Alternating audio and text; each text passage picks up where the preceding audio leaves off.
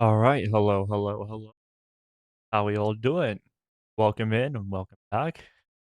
Today we're doing Bird and the Bug. This time we actually are going to have a special guest in TetsuClaw, someone who's a long time uh friend of the channel. And unfortunately we're gonna be doing this without Storyteller. He has outside commitments that he must meet today. So that is unfortunate. Thankfully, uh Tetsu was here anyway, so that's gonna help fill some of that void. But yeah, how's everyone going?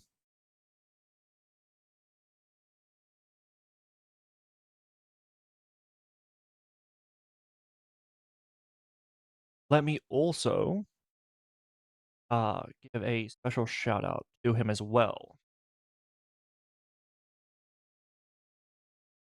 So he doesn't really stream on Twitch, but he does stream on YouTube. So make sure you give him a follow.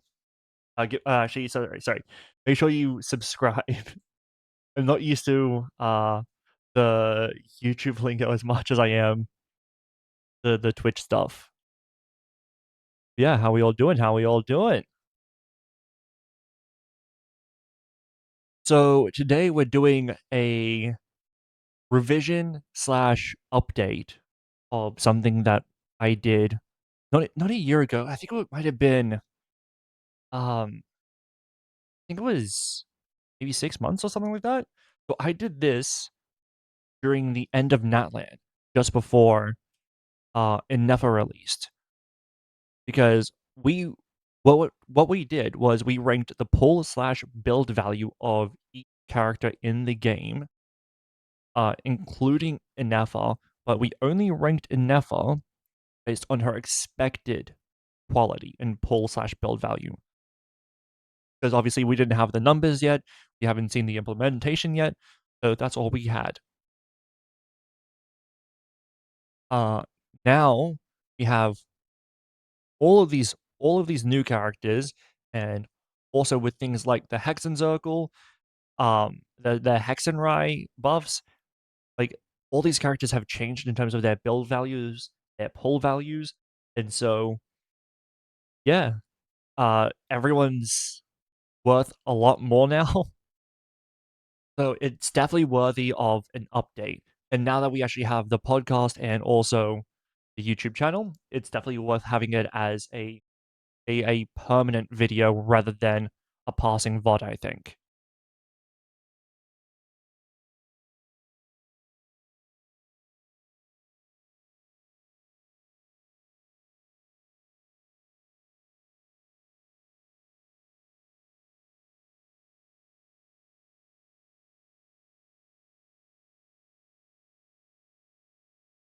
All right. And that's it. We should be able to hear you now. Okay, There we perfect. I go. was just gonna say hello, everyone, and glad to be here today. I know a lot of people did move up and down on the tier list accordingly as the changes happen. Have you been enjoying the Hexerai buffs? Oh yeah, dude. Being able to finally properly be able to utilize Venti has been one of the most fun things for me in Genshin for a while because I got a Venti way, way after he left the meta. But I got him because I wanted all the Archons. And I also just like Venti as a character. So now that he's actually finally somewhat part of the meta, that has been a lot of fun for me. What about you? I'll have to take your word on him because I've actually never got Venti. Oh, dude. Disappointing. I just never saw him as a for me character. That's fair. That's fair. All right. What about you? What Hexrite character have you enjoyed? What like buffed up character? Well, there's actually a few. I'm actually really enjoying the Mona changes because it actually brought a big buff for Milani. Hmm. And Klee's actually been now up towards Arlecchino level, which is actually pretty surprising. Right. And Albedo is no longer benched anymore. He actually has proper use now on my account. Yep. I know Kirisuke's been using a lot more Albedo ever since Hexrai. All right. So I think the best way for us to do this is for us to first go over, um, all the changes in the meta before we add anybody else. What do you think? That would be a good idea. Alright. So, I think the first one we should touch is the biggest beneficiary of the new releases compared to where their relative position was, is actually Goro. Because he was in Don't, he is very much not in Don't anymore. Well, he's one of Zabai's best supports. Exactly. Although I'm just wondering how much that will stay relevant coming with the new character that's coming out next patch.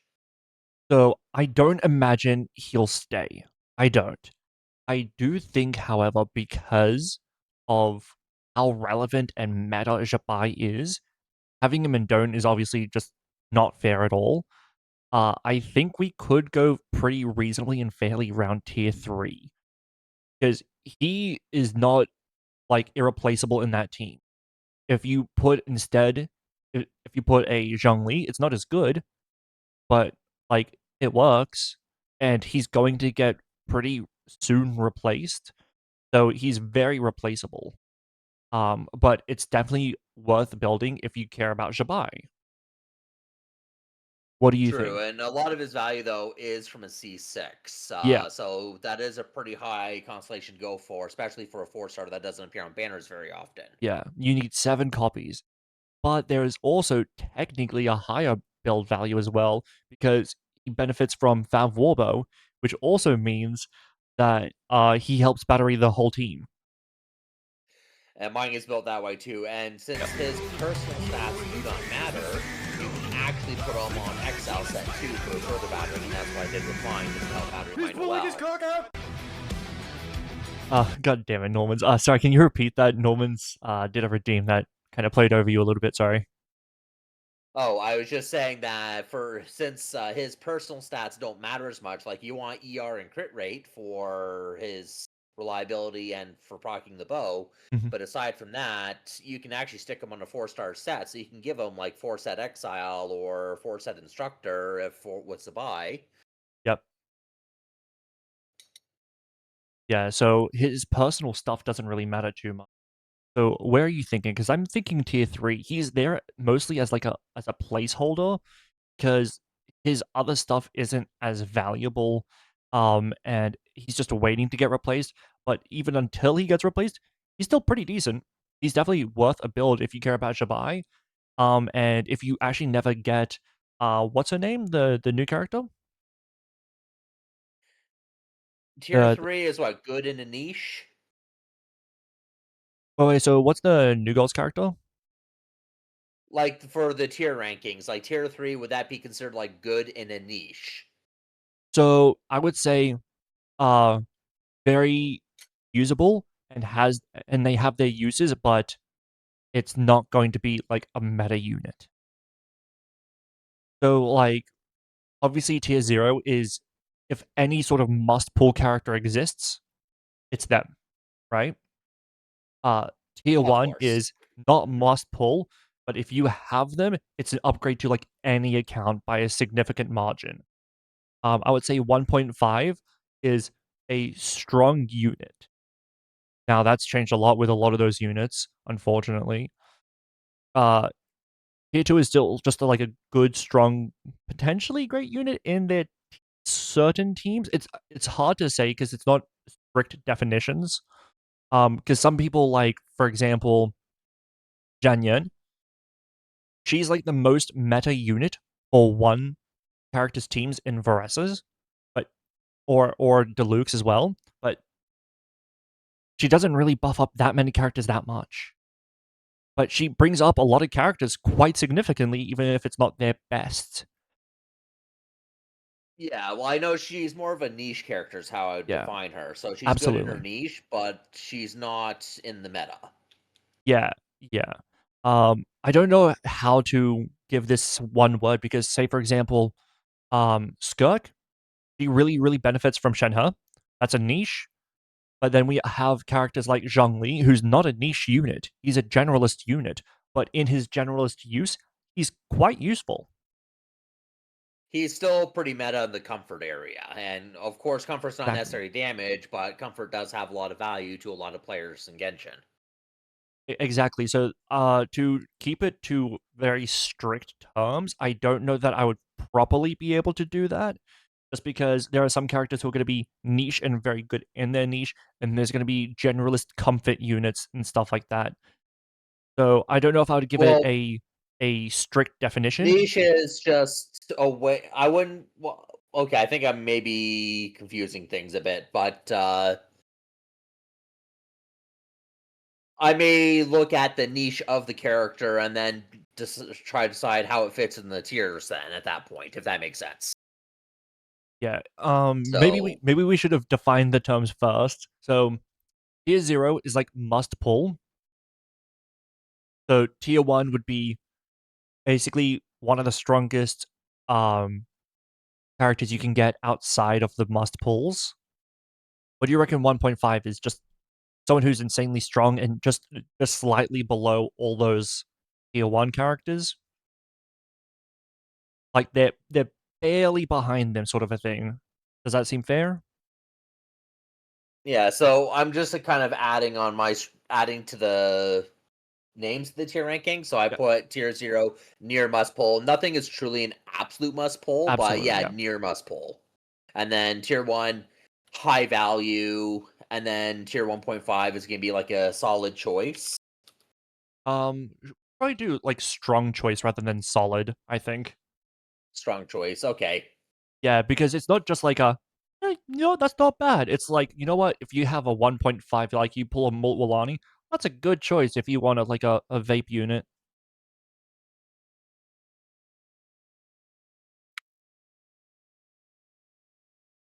And how would we want to label tier 2? Has good uses. Does that seem fair? Has good uses. Okay.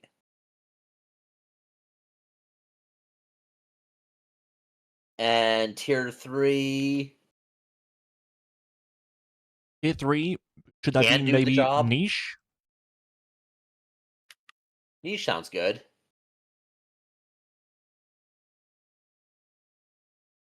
Tier 4 should be only if you really like them, Um, yep. or is that tier 5? I would say 4 if you like them, tier 5, add unit, and then the last one is just I leave it at don't. I think that's fair. Rather than saying bad unit, I would probably just say low value, Well, fine, low value, yeah, that's fine. just because it doesn't sound as negative. Not worth investment for the bottom one.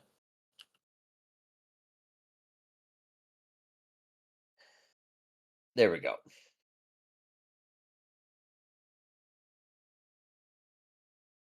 So going by this ranking here, I would definitely put Goro in tier 3. Yeah, tier 3 seems fine. I reckon, do you wanna start from the bottom and work our way up? So, like, Sure, I'll let you pick out the characters that we're going to work on, and we'll go from there. alright, do you think that Ningguang has changed? Because kind of with Luna Crystallize, but I think she hasn't moved much. I would maybe put her tier 4? Well, I did try out Lunar Crystallize. She does seem very awkward for doing it, and the actual crystallized damage is pretty low. I've actually tried Lunar Crystallize with Noelle. Noelle just does it so much better Mhm, as mhm. far as both damage and frequency of the hits. So, and then Noelle also brings healing to the party as well, which Ningguang doesn't. So, I don't know if Lunar really elevated Ningguang all that much. Well, I would say that it elevated her a little bit, only to, like, a tier 4 if we are elevating her. Do you think tier 4 to put her in if you like them is worth it? 'Cause if you think that it doesn't change her enough to put her in a if you like them, then I won't fight you too hard because 'cause I've not tested her, but I do know that, Geo is coming back somewhat, not a lot, but a little bit, and considering she has 100% Geo, like, that's going to be decent for her as a benefit. I don't know how much though. So that's why I'm somewhat deferring to you, but I'm pushing her up. I would It's only push her up to tier 4.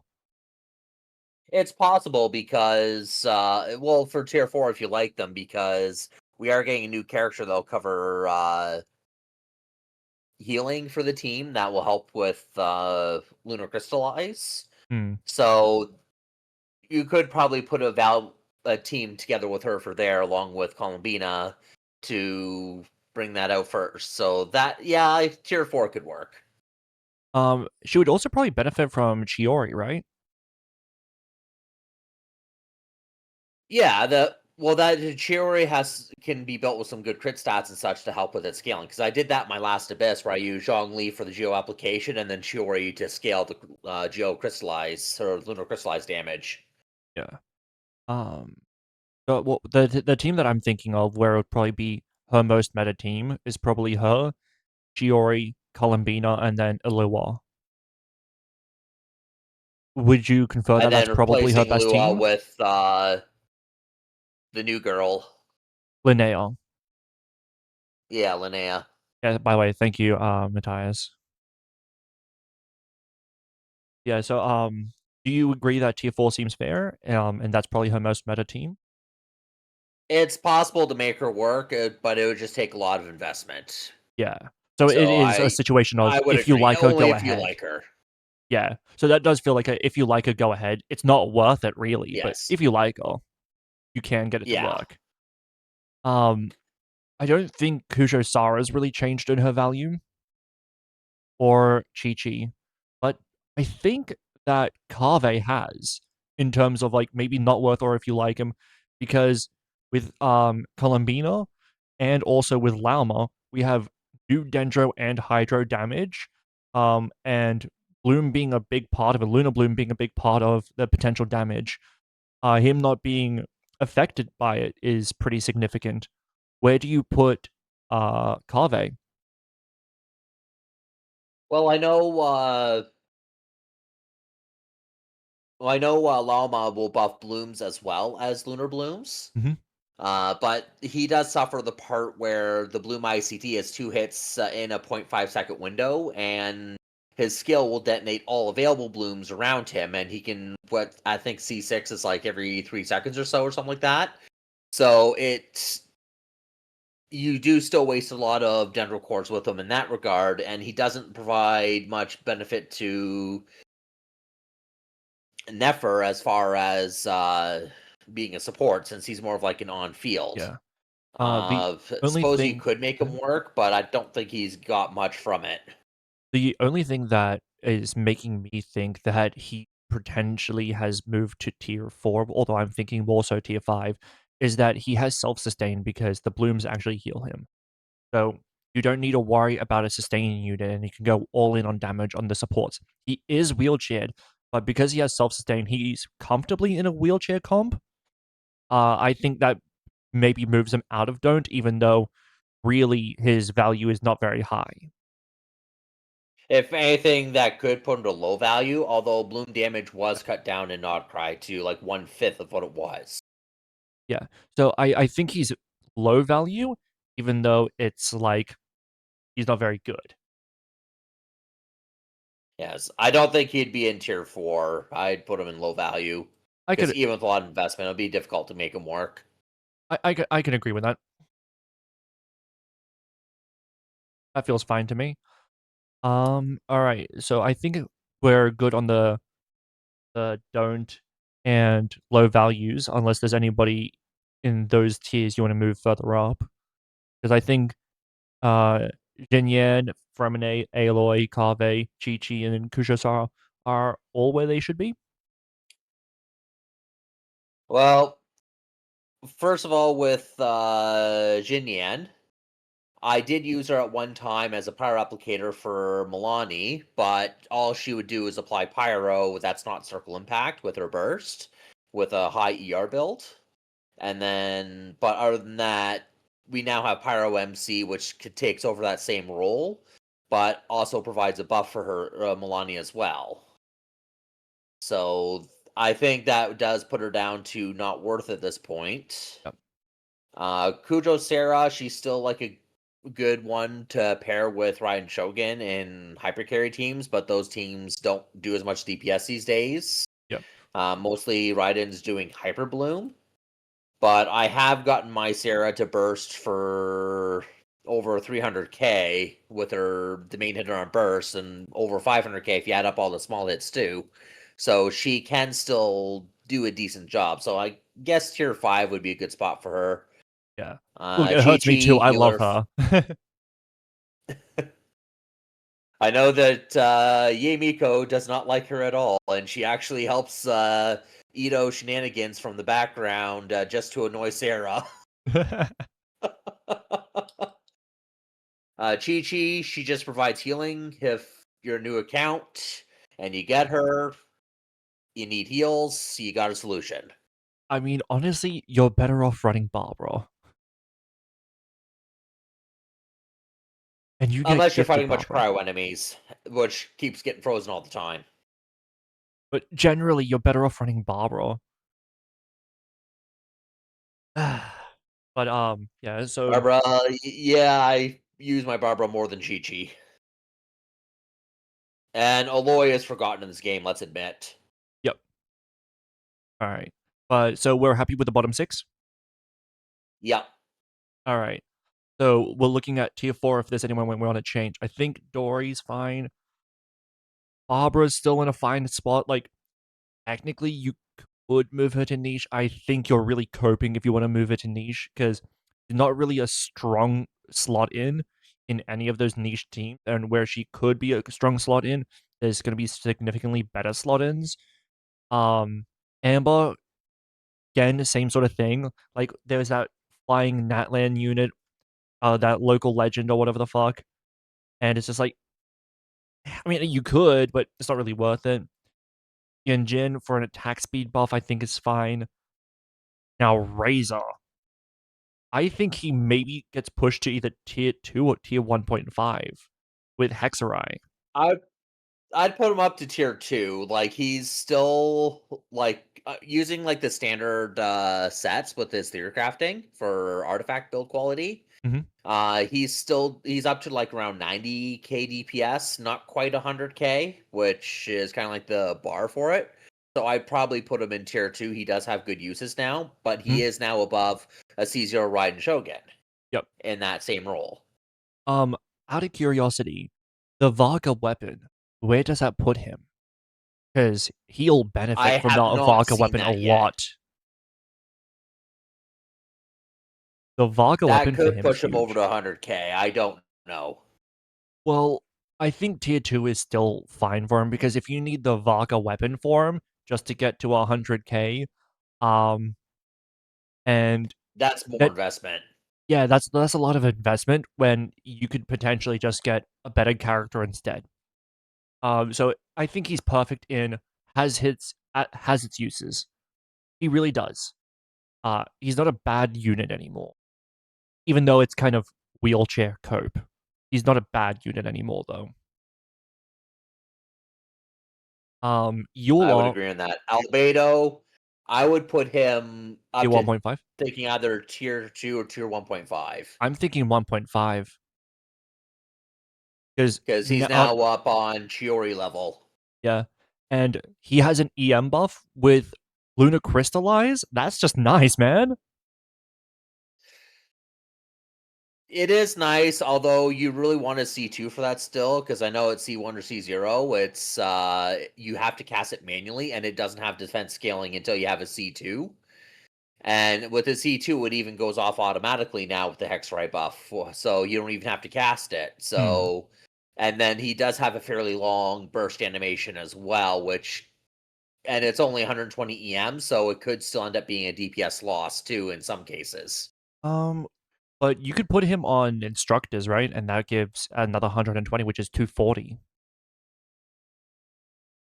Yeah, you can put him on instructors, but then his personal damage would suffer, which is quite significant now because my Albedo is now breaking 100k hits on his flower. Interesting. I He still was think only doing 1.5 like is fair. 25, 30k before. Now he's doing 100. So he's matching my Churi DPS now. Who would have ever guessed? I think he's maybe the biggest beneficiary from Hexarai. Like, there's been some other significant ones. I think he's maybe the strongest with the biggest gap. Because before it was just like, this is just a bad unit. Man, they really fucked him over too. Damn, Albedo's maybe For pretty second decent now. place, I'm not sure if they put clear Venti for second place. I haven't really been able to compare Venti since I don't own him, but I know Klee certainly is night and day difference from what Oh she yeah, used to be. we'll get to Clay. Don't worry. Um, Okay. I think Yola can maybe get pushed down to tier 5 because now there's even more power creep. There's even more spongy enemies. She's getting less and less and less and less and less useful. She's dodging every possible buff that there ever fucking was. I think maybe we push her down to tier 5. And I think that's still being nice to her. Like, you can hit for some real decent numbers with good investment, but like the amount of investment, it's really not worth it. It's very low value. She has There's greater potential in a sense than like a Fremine, but like barely.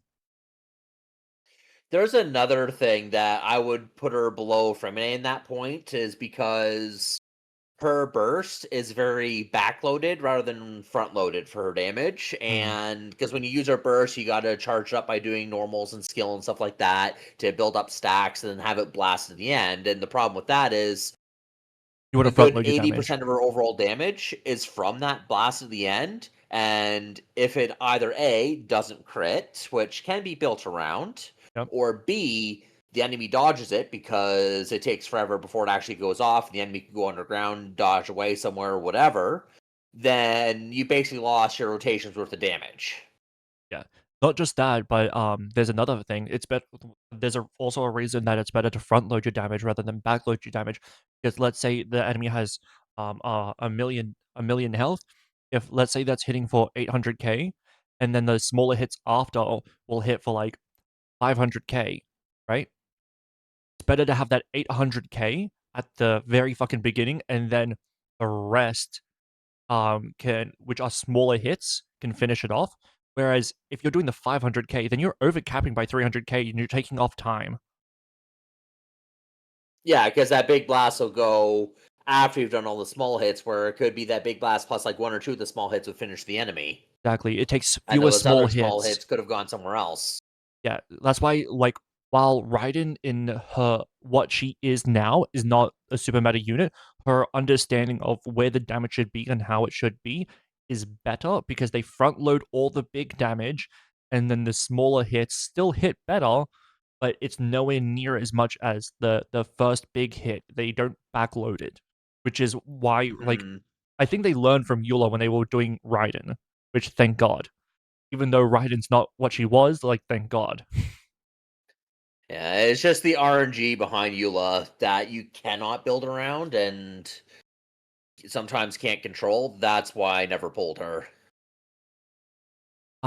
Is there anyone in tier 4 that you're thinking of moving? Could we move Ito to niche? Maybe? You think that's fair?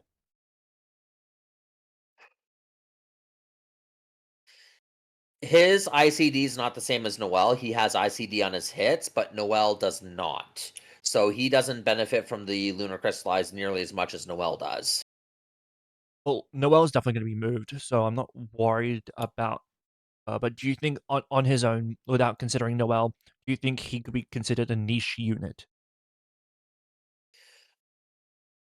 Probably not. I would still keep him if you like him. Um, Mizuki in a sense could be because you could put her, um, and then she's gonna be the wheelchair for sure. But you could put her, Columbina, Endeavour, and then a fourth, and could on-field her for a good taser team, and that could work. I did that exact team in an Abyss clear when after Columbina release, Mhm. the next floor 12 Abyss after Columbina's release, and it was Ye Miko that was that filler, and then I had Mizuki as the fourth one there instead Mhm. of Sucrose. Sucrose is a more meta option, and Absolutely. more people would have her compared to Mizuki. But yeah, Mizuki is a nice one if to put in that position because she does have a bit of self healing, and you can give her that even star catalyst, which will provide attack power for Anefa and Yamiko. Yep. So, what are we thinking? Do you think it's So fair to push her to knee? because she does help, I would put her to niche. She's That's not the what I was most thinking. meta, but she would be. She does have that use. Um, are you happy with everyone in Tier 4 currently staying in Tier 4? I think I am. Yes. Alright, now let's look at Tier 3. Okay, do you want to start from the bottom or from the top? Let's start at the top because I'm adding things to the bottom. Alright, Because I think we should probably clarify that the order that the characters are in each tier is not like an order for best to worst. It's just they all fit in that category. yeah, there were a lot when we did this um, that were ordered, but I can't remember which ones were and weren't, so don't even consider that really, I think. Alright, Sino, I think, has to be in Tier 2 or higher. Like, I'm Agr- saying Tier 2, he could be Tier 1.5, but I'm thinking Tier 2. any on-field electro damage carry had gotten a boost because, or any electro gotten a big boost because of the Benefa wheelchair. So just having Columbina, Inefa, Sucrose, and then anyone else, they're now doing a whole lot more damage. So that affects Sino, Kaching, Yamiko, Raiden Shogun, Razor. All of them got a huge boost from that. So I don't. Sino, I would still probably put in tier two. That He seems does fair. have some of his own problems, but because he likes long rotations, and Benefa is a shorter rotation type of team. There is a thing with Sino now is that he did benefit from it quite significantly. Now he even outpaces Alhaitham premium for premium, which is crazy to me considering Sino was the trash unit of Sumeru. Now he outpaces Alhaitham, the best DPS of Sumeru. Um, holy shit, what a fucking turnaround he's gotten. Which, you know Al what? Haytham, I would recommend dropping down because We'll get he's to been that, kind don't of worry. affected. Yeah. Yeah, I know. It makes me sad, but yeah. Um But Sino is a guy who's just been getting consistent buffs ever since his release. So a lot of people thought on his release, because he released before Nahida, he was pretty trash, and he was. He really was. He's been getting consistent buffs, and no one's been fucking talking about it. Nahida buffed him. Then came Fontaine. Farina buffed him. We have Natlan, Jalonin buffed him. Right? And then we get to Nodcry, and he's getting so many fucking buffs now. He's been getting buffed pretty Yeah, consistently. before Nodcry, if I recall correctly, his best and most reliable team was Overload with Chevreuse because that didn't require him to, because he can't switch off field once he's in his burst mode, Yep. and he can't refresh her Dendro in that case. So that led to problems in a lot of multi-wave content. However, with Overload, that actually made him overcome that weakness and still have comparable damage. Yeah. So, but there's also not that weakness in Benefa wheelchair either. So, Yeah. Well, there was also like Baiju, who was a big buff for him too, because like he could have the healing, the shielding, so he field wouldn't have Dendro. interruption, and then he would also have the Dendro application without having to worry about switching off and then reapplying. Thank God. But it's pretty consistent how many buffs he's been getting, and it's just staggering, staggering how few people talk about. Oh man, Sino, he's actually getting to be a decent fucking unit. No one's talking about it. He keeps getting pushed up. Now, is he a great unit? Fuck no. I love him. Fuck no. But like the buffs need to be That right considered. there says not 1.5. Pardon? The F no that you're doing there, that Yeah, says not 1.5. yeah. You know what? That's fair, yeah. I'm okay with him being a tier 2, but it's crazy how he was in the "you like them" sort of tier, he got pushed into tier 3, and now he's tier 2, and it's just like, "You know what? If he gets, like, another buff, he keeps benefiting. He could be a 1.5 in the future." Now, is that optimism? Is that cope? Potentially.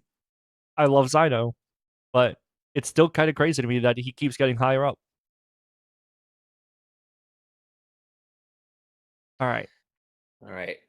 King Ka-ching! 2? I have Strider and Lunar Charge, and I have mine's built for Quick Bloom actually. So when she's still able to, like, I've already maxed out Current Abyss with her on floor 12 without the full Benefa team. Hmm? So she is able to keep up still. So she's tier 2 then? So I think she would be tier 2 because if you do put her in Benefa, she's just like Sino. She is keeping up quite well, and she does get that extra 20% crit or 50% crit rate from a passive. Hmm? So she can. It's easier for her to scale the lunar charge. I think Mona might be 1.5. It's hard to scale with She's Mona. great for enabling Hexrai. Her Omen lasts a lot longer. You can even put her on the MM build, which is the Medic Mona build. I did that, and that just opens up a whole another can of worms for utility for her. Hmm. So with Mona, like the fact that some of Morlani's best teams use her because it's like what Morlani, Sucrose, Mona, and then Durin, right? As like some of Morlani's best teams. And I actually use Malvika for that last one since I don't have Durin, and yeah, I'm already doing 800k plus Sharky bites with her when previously I was only doing 600k. yeah. So like Mona is actually contributing now. It's not just a cope slot. The fact that it gives Hydro resonance, the fact that a Hydro is the best element in the game. She's I will not accept anything lower than tier 2, but I would argue tier 1.5. She's gotten a decent buff from where she was. She was a, you know what? You have a Hydro unit, you have a 5-star, can do it. She can help you if you want to get one really big hit. Now it's like, you know what? In some teams, she's actually pretty solid. She has good uses. The fact that she's Hexrite just means that she has a lot of synergy with a lot of different units that now are starting to be in the meta again. I think good unit seems fair, but I could understand has its uses. But if it has its uses, I think it has to Now, be in a high tier too.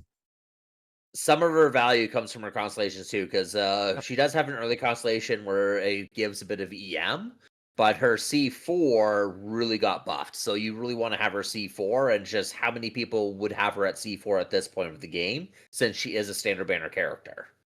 Yeah, that's dependent on the person. It's hard to say, and I I'm trying to minimize how much we value that, just because sometimes you get those characters where you fucking never get them, even though they're standard banner, right?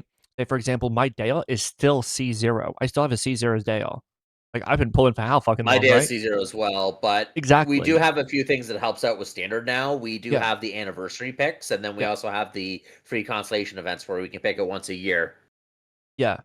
So there is value there, but I like to pretend in a sense. We do have to value it. It's hard to do this where it's like we value how much do we value and how much do we not value based on the fact that other people might struggle or have to wait a year to get them. Um, there is something there, and especially because it's a C4, that's so far away. Then you maybe have to wait what 2 years? That's rough. In that case, because of that argument, that could point down towards tier 2. But if Yeah. you have that, then tier 1.5. Yeah, I think that's fair. I think she's like a high 1.5, sorry, a high tier 2, but if her value is her like a big part of her value is her C4, then it feels a little bit weird when that's 5 copies of a 5-star that it may take you years to get. So I think tier 2 is fair, but tier 1.5 is, like, right there for her, I think. She's definitely at a tier 3. Oh, for sure. I okay, how do we value, Ayato and Child now? Hydro was the best element in the game before, and it's even more so the best element in the game now. Because they have a couple of options, like, you can use them on a freeze team with Escoffier, or you can use them in a lunar team with Benefa, Yep, because Hydro is one of the elements in, Lunar Charge. yep, And, depending how things work out, how Linnea's or whatever, I can't remember her name all that well, Linnea. Linnea, yeah, depending on how it turns out. I haven't seen the numbers for it, so I don't know how well she would pair with like a hydro applicator with a lot of geo off field to get that geo crystallized. So I don't know how that will work out just yet. And not just that, they also have a lot of synergy with a lot of Hexarai characters. So you can go Durin Mona, you can go Durin Venti, you can go Sucrose, that you can go Fischl, and then you can still get that, and then also get Ascendant Gleam.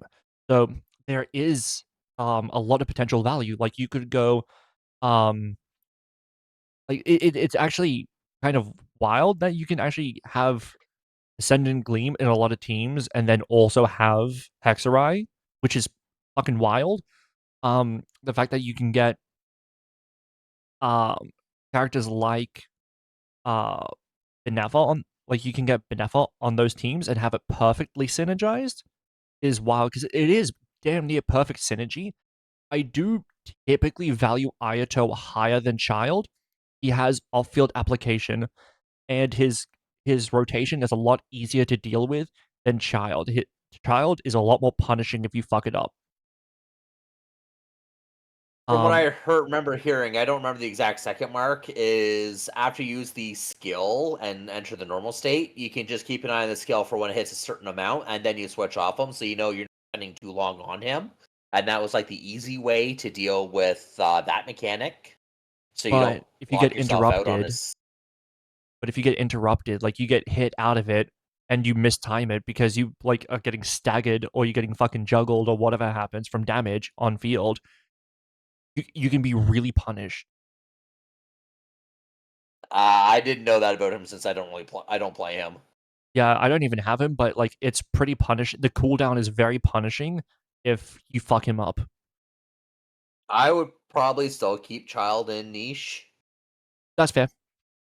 What do you think about Ayato? Because he has off-field Ayato, hydro. yeah, Ayato, I've always seen him as just as like a driver for a team Yeah. because his personal damage scaling, he doesn't have a high ceiling, Mhm.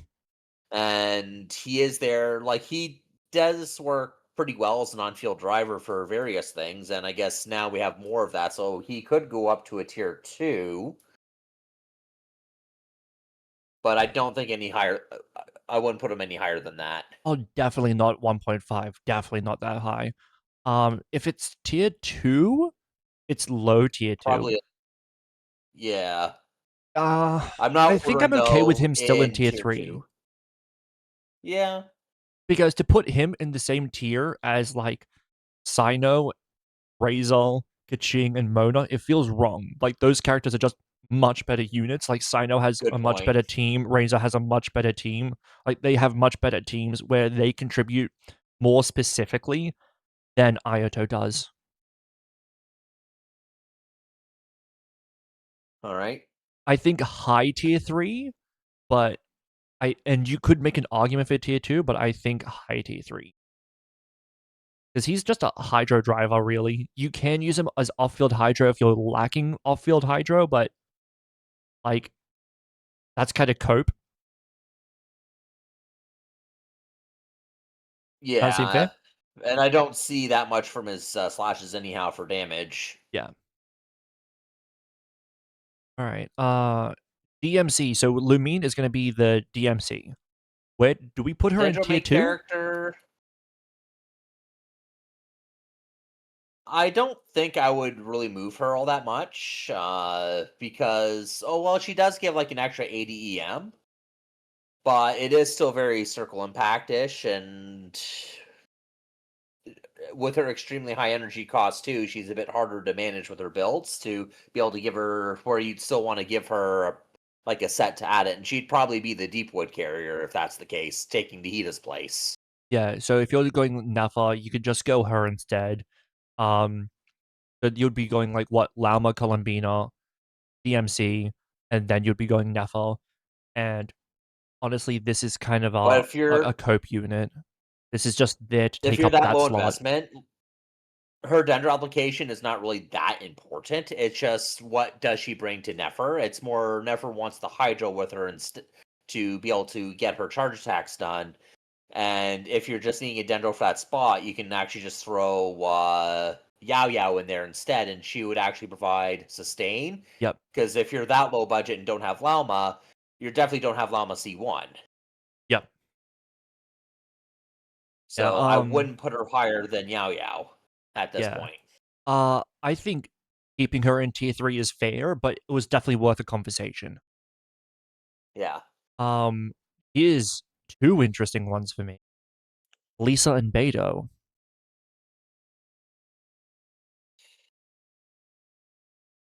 I think Lisa is in a interesting spot. Off-field Electro can be an on-field Electro. There's not much, but there is some defense shred. The fact that she has good synergy with a lot of like meta units at this point because Electro is in a much better spot than it used to be. Um, Lunar Charge ignores defense anyways, so the defense shred does not mean much with Lunar Charge. but there is also Overload. There is also Blooms or Aggravates. But Aggravate obviously is cope because Aggravate's kind of trash. But there is Overload. Well, Lisa C4 in Aggravate in AoE, where if the enemies are close enough, she hits multiple of them each multiple times, mhm, so she can really trigger a lot of aggravates that way and get a lot of damage. But that's like a very niche type of encounter, yeah, and is not as useful on bosses. And yeah. her burst area is pretty small, so movement is not her friendly point. So her burst area is kind of small horizontally. In terms of verticality, there is no limit, thank God. Like that's like I wish her circle was wider, but the fact that there is no vertical limit is a little bit of a nice quality of life situation, I would say. Um True. the fact that she's a catalyst is, I think, also a really nice thing. So because you could put her on TTDS, you could put her on Hakushin Ring, you could put her on Prototype Amber, and she could fit many different roles. There's also value there. Prototype Amber and a Benefa team can also be nice because there is sometimes damage that may get past shields, but not that much, so that can easily keep up. Yeah, exactly. Um, it's not like a super unit by any means. As someone who loves Lisa as well, and I love Lisa's kit. I know it's not a fucking meta kit. Don't worry. Um, she's very flexible. I would say she's very flexible, even though her numbers aren't phenomenal. The fact that she's given at the beginning of the game means that you're always gonna have her. You don't even need to worry about, "Oh, man, I need to invest by pulling on her on this banner."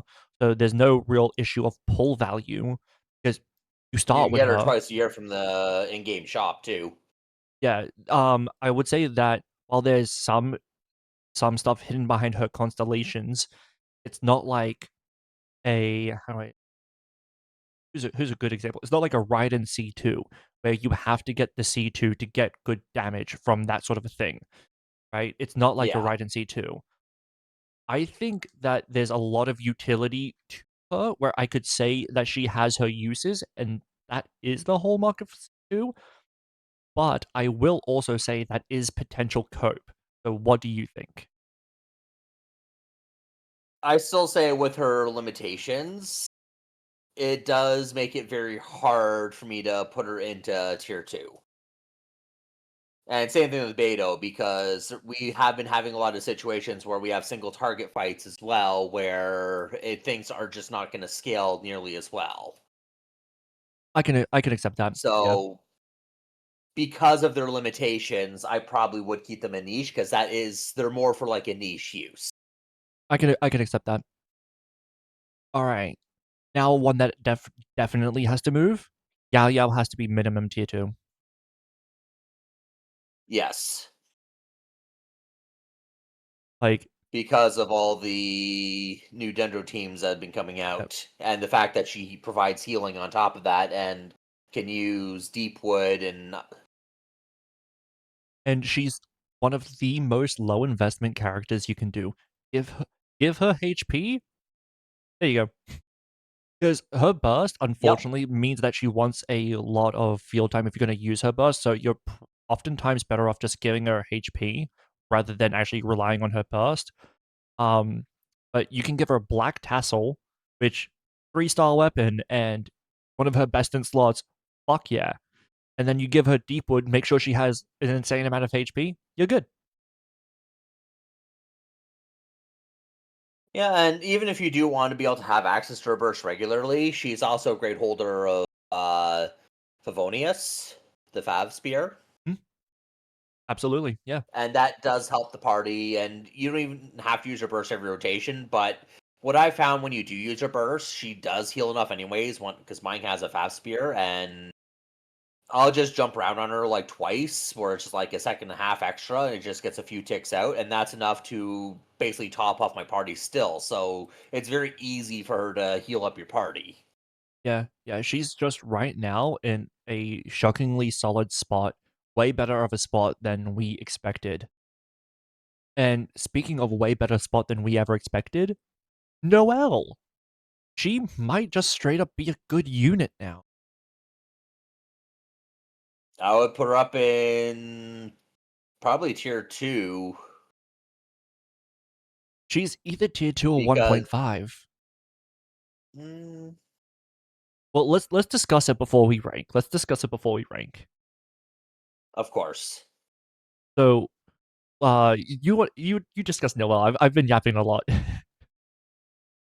Well, with Noelle, she has no ICDs or normals, so she's actually really good for triggering or activating the lunar crystallize. And I've been having fun with a team that was I didn't do an abyss because of the Hera boss, but in fights she can actually do this her charge attack spin to win, which gives the fastest application of Geo. And if you pair that with both Ino and Columbina, and then have another Geo with her to battery, such as you can put in. Fiori, Well, Illua. Chioriu's a great one. That's what I've been using because she's the one of the best Geo part there. But you can also put Goro in there for that as well, Mhm. and she can fire off so many of those extra hits.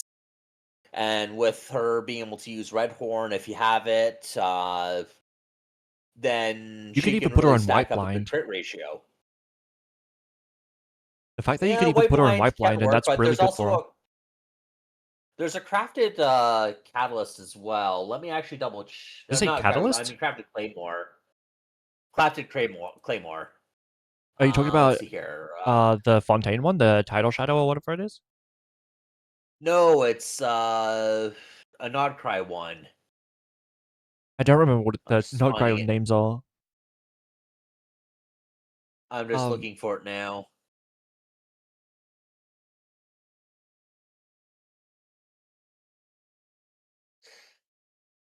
yeah, No, that's HP. I don't think that will be it. but yeah, the fact that we have her to have basically perfect synergy with Jalon, and she has perfect synergy with Farina, the fact that she has perfect synergy with Columbina, um, she has now a lot more flexibility than we ever expected. You can actually have her be really solid. And to have an on-field unit, it's the Master Key. okay, to have an on-field unit Master that Key. has It's flexibility and good damage in those flexible teams is really, really valuable. All right, go ahead. Sorry. The Master Key? Okay, so if you're using her with Lunar Charge, where you have the Ascendant Gleam, you can give her the Nod Cry set because somebody in the parties can be triggering it, so she'll get the plus 30% crit rate that way. And then the Masher Key, which is a crafted one from Nodcry, it gives like 61% energy recharge with a really low base attack, which she doesn't care about.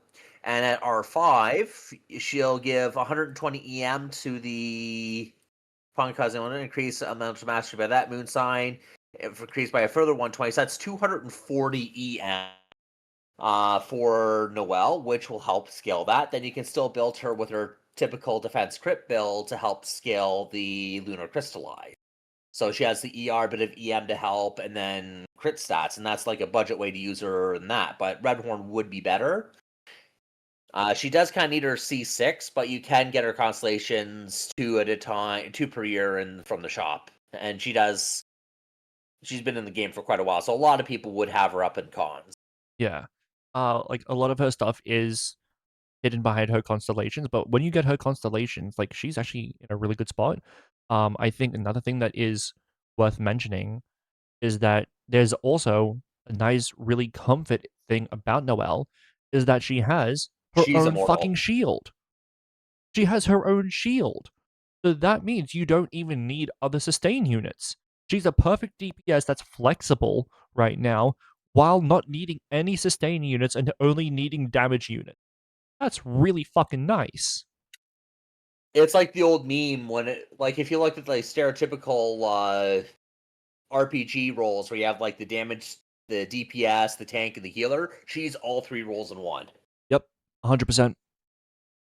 So I would definitely, although with my damage on those teams, I've only gotten her up to about 130, 135k DPS. So I probably would put her into tier 2 from my experience because she is up there with the Lunar Charge teams, like Lunar Charge carry teams or wheelchair teams. I'm not upset at it. I'm willing to accept it. I'll accept it. That's fair. I can accept that. All right. And then what I assume is going to be, I don't know. Sorry, the second last change in ranking, in my view, is going to be Sethos. I think Sethos needs to be tier 2 as well. If you get him C6, She, he has DPS comparable to Sino. yeah, then tier 2 would be a good spot. And then he also would fill like Mizuki's role with that as well too. But he has more that he brings than Mizuki. Yep. And I think the next one that we have to do is Vendi, and I think he goes at 1.5. Yes.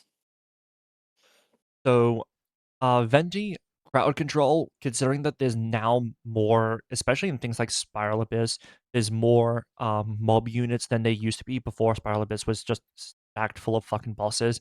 Now there's more mob units. So there is value there. There's value in the overworld when you are fighting mob units because he has crowd control parallel to almost fucking no one, right? Um, the fact that he now has Animo Infusion with Hexarai is fucking phenomenal. The fact that in Vaga's best teams where he's the DPS, you still want Venti because Venti increases damage based on swirls, which is really, really nice. The fact that he's Hexarai means that he has flexibility as well outside of just being for Vaga. You can on-field him with Durin and then have the other two units be somebody else. Like I do Bennett and Farazan. That's really nice as well. So, and even if you don't do Hexarai, he can still just be a VV Swirler. So there's a lot there. He can get really solid personal damage. I think that 1.5 is fair for him at this point. What do you think? The other aspect to look at is because the AoE aspect in Spiral Abyss, that can also end up being temporary too, Mhm. because Abyss changes depending on what characters run or Yep. whatever that they're Mhm. trying to get people to wish for. But the other thing I'd like to ask is how does Venti compare, like what's Venti's use now on a fight where his grouping means absolutely nothing?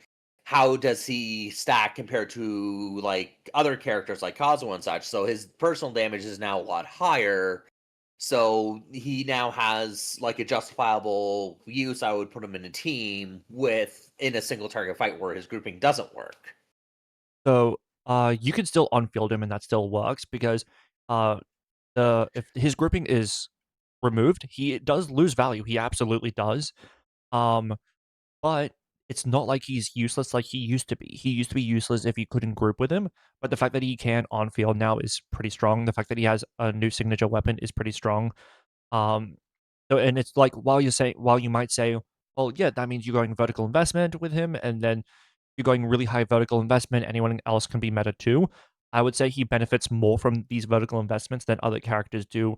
Um, and so I would put him into a better tier because of that. If you remove his burst and crowd control there, you still have the on-field animo damage, so you can still put in really good numbers. Say, for example, that, was that new Nodcry mech boss? Well, I say new, it's not that new, but the Nodcry Land mech Rover. boss, you put him, Durin, Bennett, Barazon, and you can still do really good damage with him. If you don't have, like, someone with a lot of fast pyro, like, say, for example, you don't have, like, a Arlecchino or a Mahuika, you can do that, and that works too. Yeah, so that is a really strong argument to put him up into 1.5 because he's now bringing more to the table than just the best grouping in the game. Yep, And before, that's all he had, and that pushed him down quite a lot lower since he didn't offer much value outside of that, and there's a lot of content where that just didn't apply. yep, absolutely. So I think 1.5 is So fair for him, um, but putting him into tier 1 is just fucking cope. I see I got a comment here. You should put like a text saying tier list under construction to prevent people from entering and asking about units you haven't talked about yet.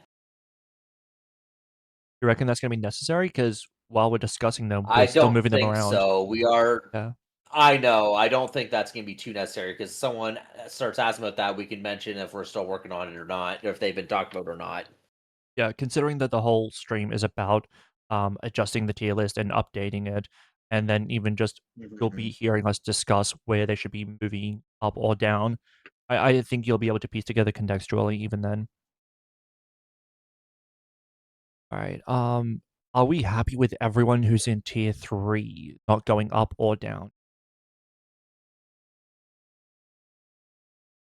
Because I think I am. Eh,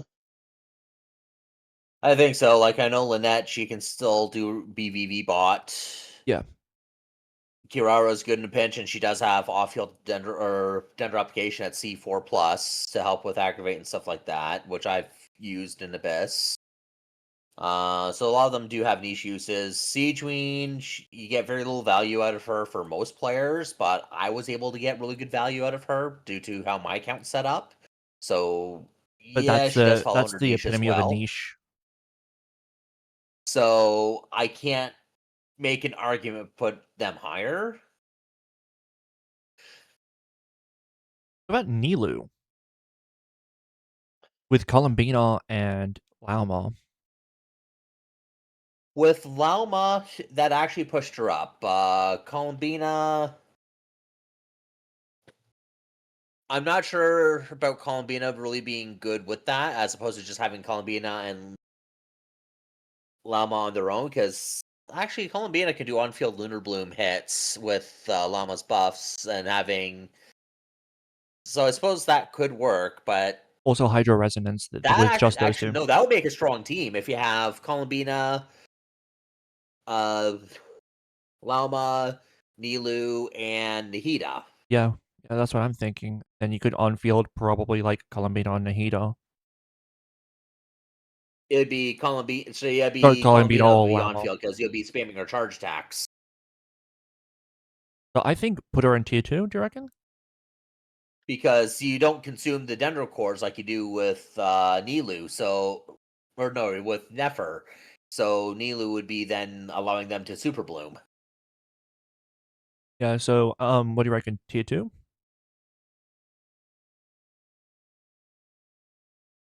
Tier two probably would be acceptable because to really use that team, you really want to have like a C1 Lauma for the healing, Yeah, because that's gonna be a lot of damage. and that's even more investment.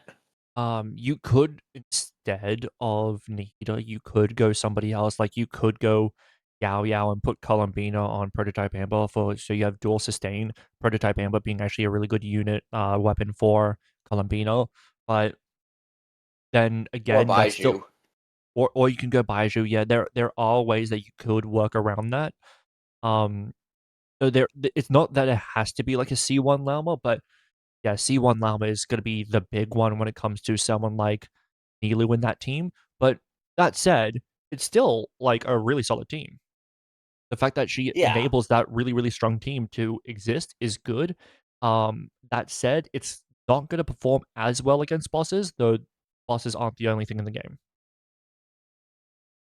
So I think tier 2 is the perfect for her as it's definitionally has its uses. Yes. So we happy with tier 3 as it stands? I think we're happy with tier 3. Alright. So, tier 2. Um, right away, I think I wanna move Kachina down. Yes. She's not her geo application is pretty low, and she doesn't really feel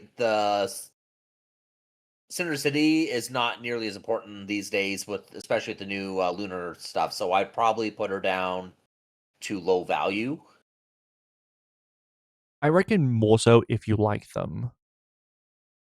Because there I will say there's always gonna be some use for off-field application, even if it's minimal, and the fact that she's a perfect holder for scroll is gonna give a lot more value than anyone else in low value. I suppose we just have a lot more scroll holders now that can handle it. Like we Yeah, now have Iron Sin and such, and yeah. So I think I wish she was higher up because I actually like Kachina as a character, but the reality is that she was gifted to us, and she was a perfect holder of the what was at the time the best artifact set supportively in the game. It's just not the case anymore. all right. Um, I guess we'll put her in if you like them, yeah, but we do get her for free by doing the Archon quest in Natland, and then you just really want to stack ER on her just to be able to put her burst out reliably. So she's fairly easy to build, so you don't need much investment in her at all. yeah, absolutely. Being low investment is actually really nice. But again, the value she brings is not much. Okay, so right away, who are we thinking? So remember, we from Sino upward is all new characters. Is there anyone that stands out to you as worth moving? Well, let me go in order for how I have them in my list here. I see Zhang Yun, Cloud Retainer. She I, does have her uses I think that's where still perfect she's, for her. yeah, I think she's fine there. Jean would be under Cloud Retainer in that regard. She does the same things except she doesn't enable the plunging and doesn't buff plunges, but most of what they do is the same. Mostly, yeah. I think that Uh, she's gotten a little bit more useful. Well, she's gotten a little bit more buffed with these new units than Zhang Yun has, but overall, I agree. Gaming, would he go down to like? Well, he's still the best damage carry for a 4-star in the game. He can still pull off like 300, 400k, and really well investments I've seen pull off 600k plunges. Yeah, if Sethos and Noel are in Hazard's uses, he absolutely has to be in Hazard's uses. Yeah, so he's still there now. Candace, she used to be with her C6 like one of the best vape supports for Arlecchino, Yep, but Arlecchino isn't really doing that nearly as much with Sitlali being in the game. right. So she probably could go down to niche. She could. The fact that she buffs normal attacks, that buffs Flynn's as well though, but most of his damage comes from his bursts. Yeah, it's from Lunar Charge, and that's why he doesn't have rain on it because he doesn't really scale off of the bonus damage. And her bonus damage buff is strictly to normal attacks only, not everything. Yeah. So if Reyna has Um, no use there, then her buff won't have that much use, and she's just applying Hydra, which we have other options that do a better job at that and provide more than what she would provide for the Notcry stuff. So she also has Hydro I prob Infusion. So it's not that she also does off-field Hydro, which she does do at C6, but she also has Hydro Infusion. So there true. is some cases to be made where, say, for example, if you want to go Farina, you can go Candace as well, and you can unfield Farina, and then you can go like another 2 units. Like you could go, let's say Escoffier, Sitlali, and then you could unfield Farina if you wanted to. But I think that's kind of starting to get into cope territory. So That is extremely cope. yeah, so So I think we're gonna go and niche. I think that's fair. yeah, because I did try using her with Lonnie beforehand without her C6, Yep. and I was able to get it to work where I was able to get Pyro back and continue with Pyro there, but it was not one of her strong teams back Yeah. then, and that was before Hexerai. Well, it's one of her like not like one of her strongest teams, but it's not a bad team for Morlani at all. Um, but the second you get a C6 on it, it instantly becomes a lot more inconsistent. So I think she's really starting to get into that niche category, which is a real shame. I love her, but I think niche is fair for her.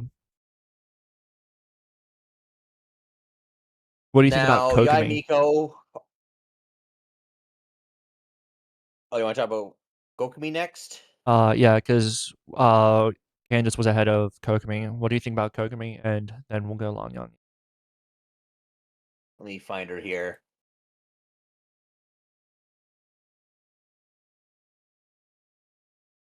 Yeah, where is she on yours?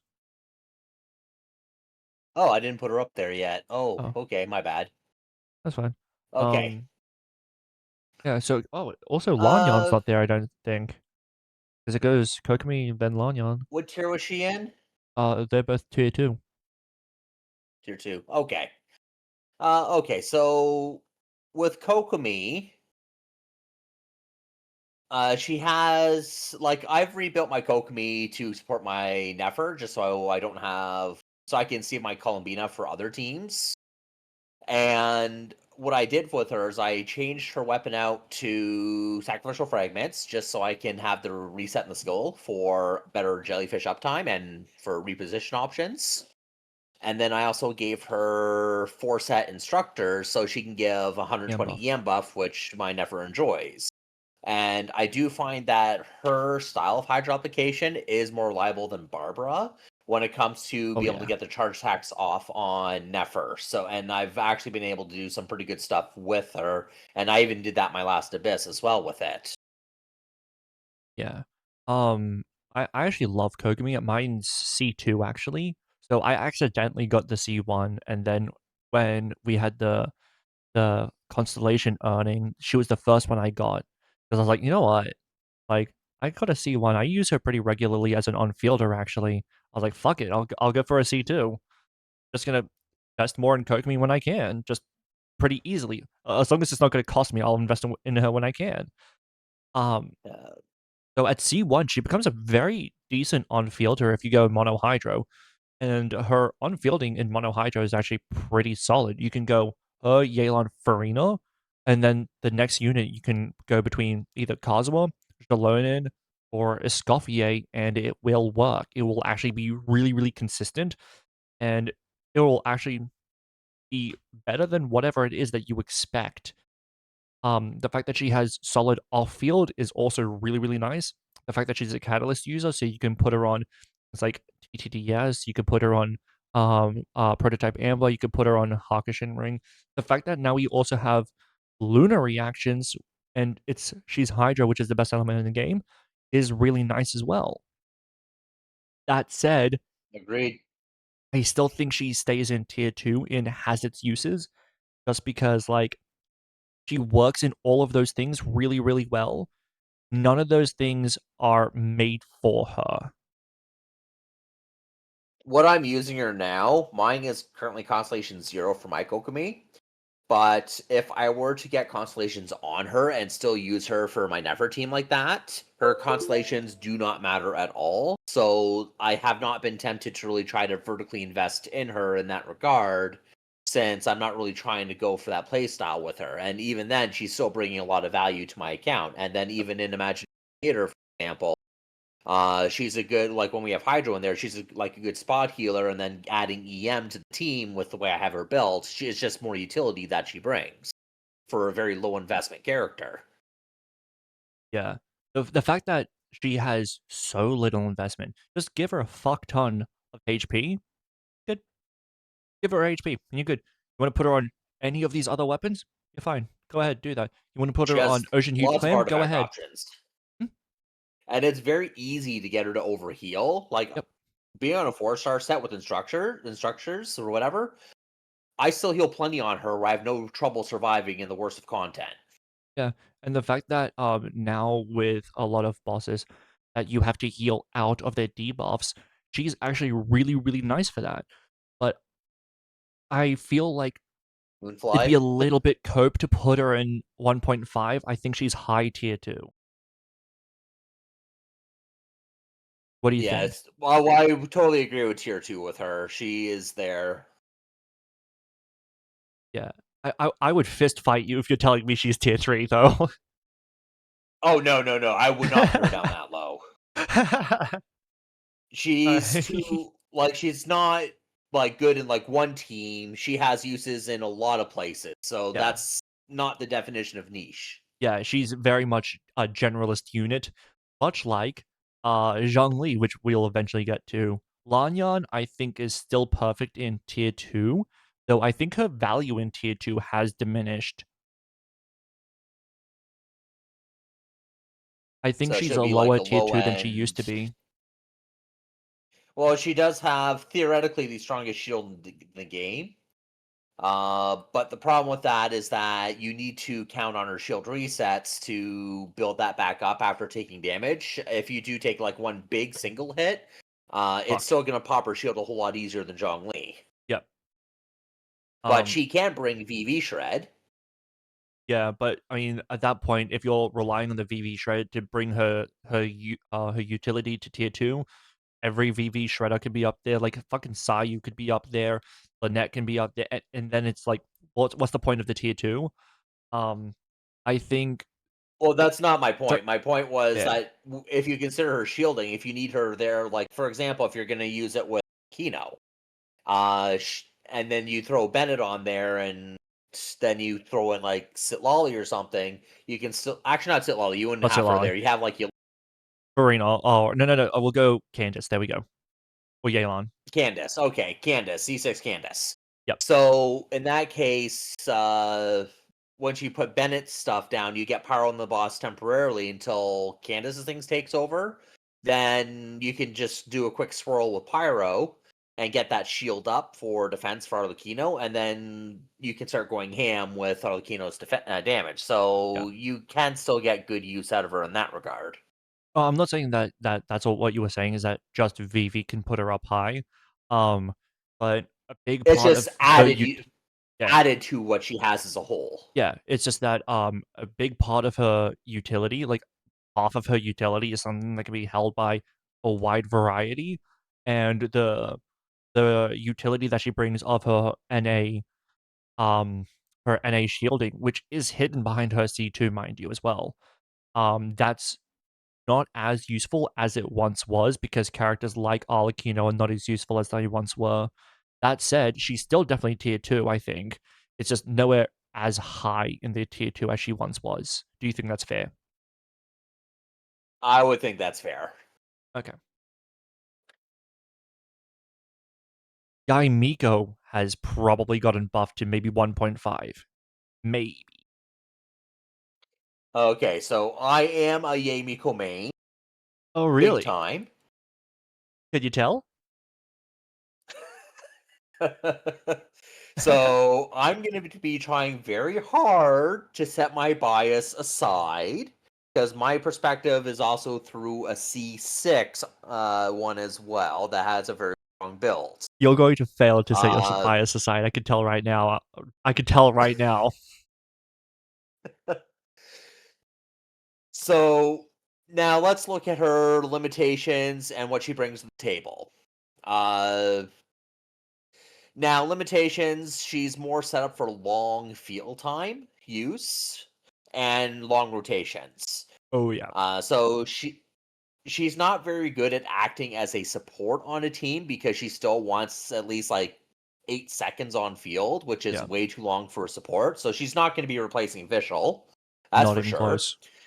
However, she does deal decent damage at C0. It's not the greatest damage. I haven't seen that many good Yamikos at C0 where they're really kicking out a lot of damage. It's mostly like 20k totem hits. Mhm. And at like 20, maybe 30k DPS, that's not really much contribution to get to like a 30k. So she's really, in that sense, getting carried in that on teams. But as far as Lunar Charge goes with Wheelchair, she can be a good because she ascends with crit stats. Her weapon has crit on it. She can actually back up both attack and EM, which really helps out with the lunar charge damage. So she can be a really good contributor to the lunar charge damage, and the fact that she's constant and how lunar charge will continue rolling throughout the whole rotation and not when she's just on field. She does help scale with it quite well overall. So she is really good with that, but due to her personal damage being lower than say like Rhino, then that probably evens it out. I probably would still keep her in the same tier as like Sino for Lunar Charge if you have her at like C0. So I think that while in a sense, she's better, I think that her place in the meta is actually kind of worse. The fact that we have significant buffs to all Hexray means that Fischl has greater utility. If you're going for Overload Hypercarry, we have Auroron for like attack buffs. You want off-field Electro, and if you want on-field Electro, he's not really the go-to. Um, and then the fact that if you want to go off-field, he demands so much time for an off-field. She demands so much on-field time for an off-fielder that it removes half of the utility of having an off-field Electro flyer. I think that she's still tier 2. I don't think that we put her down in tier 3. I don't think that we can put her in good conscience in tier 1.5 either, though. Like, the amount of on-field Setting time my that she bias demands is aside, ridiculous, considering that she's supposed to be an off-field unit in, like, today's day. I can't argue 1.5 once I set my bias aside. And even with my bias, like if you look at, I did a DPS test with the Benefa team with Sucrose with my Yaimiko, and looking at the damage spread for it, Columbina C2R1 pulling 33% of the team's damage. Inefa C0R1 pulling 32% of the team's damage. My Yamiko also pulling 32% of the team's damage, matching a C0R1 Inefa at C6R1.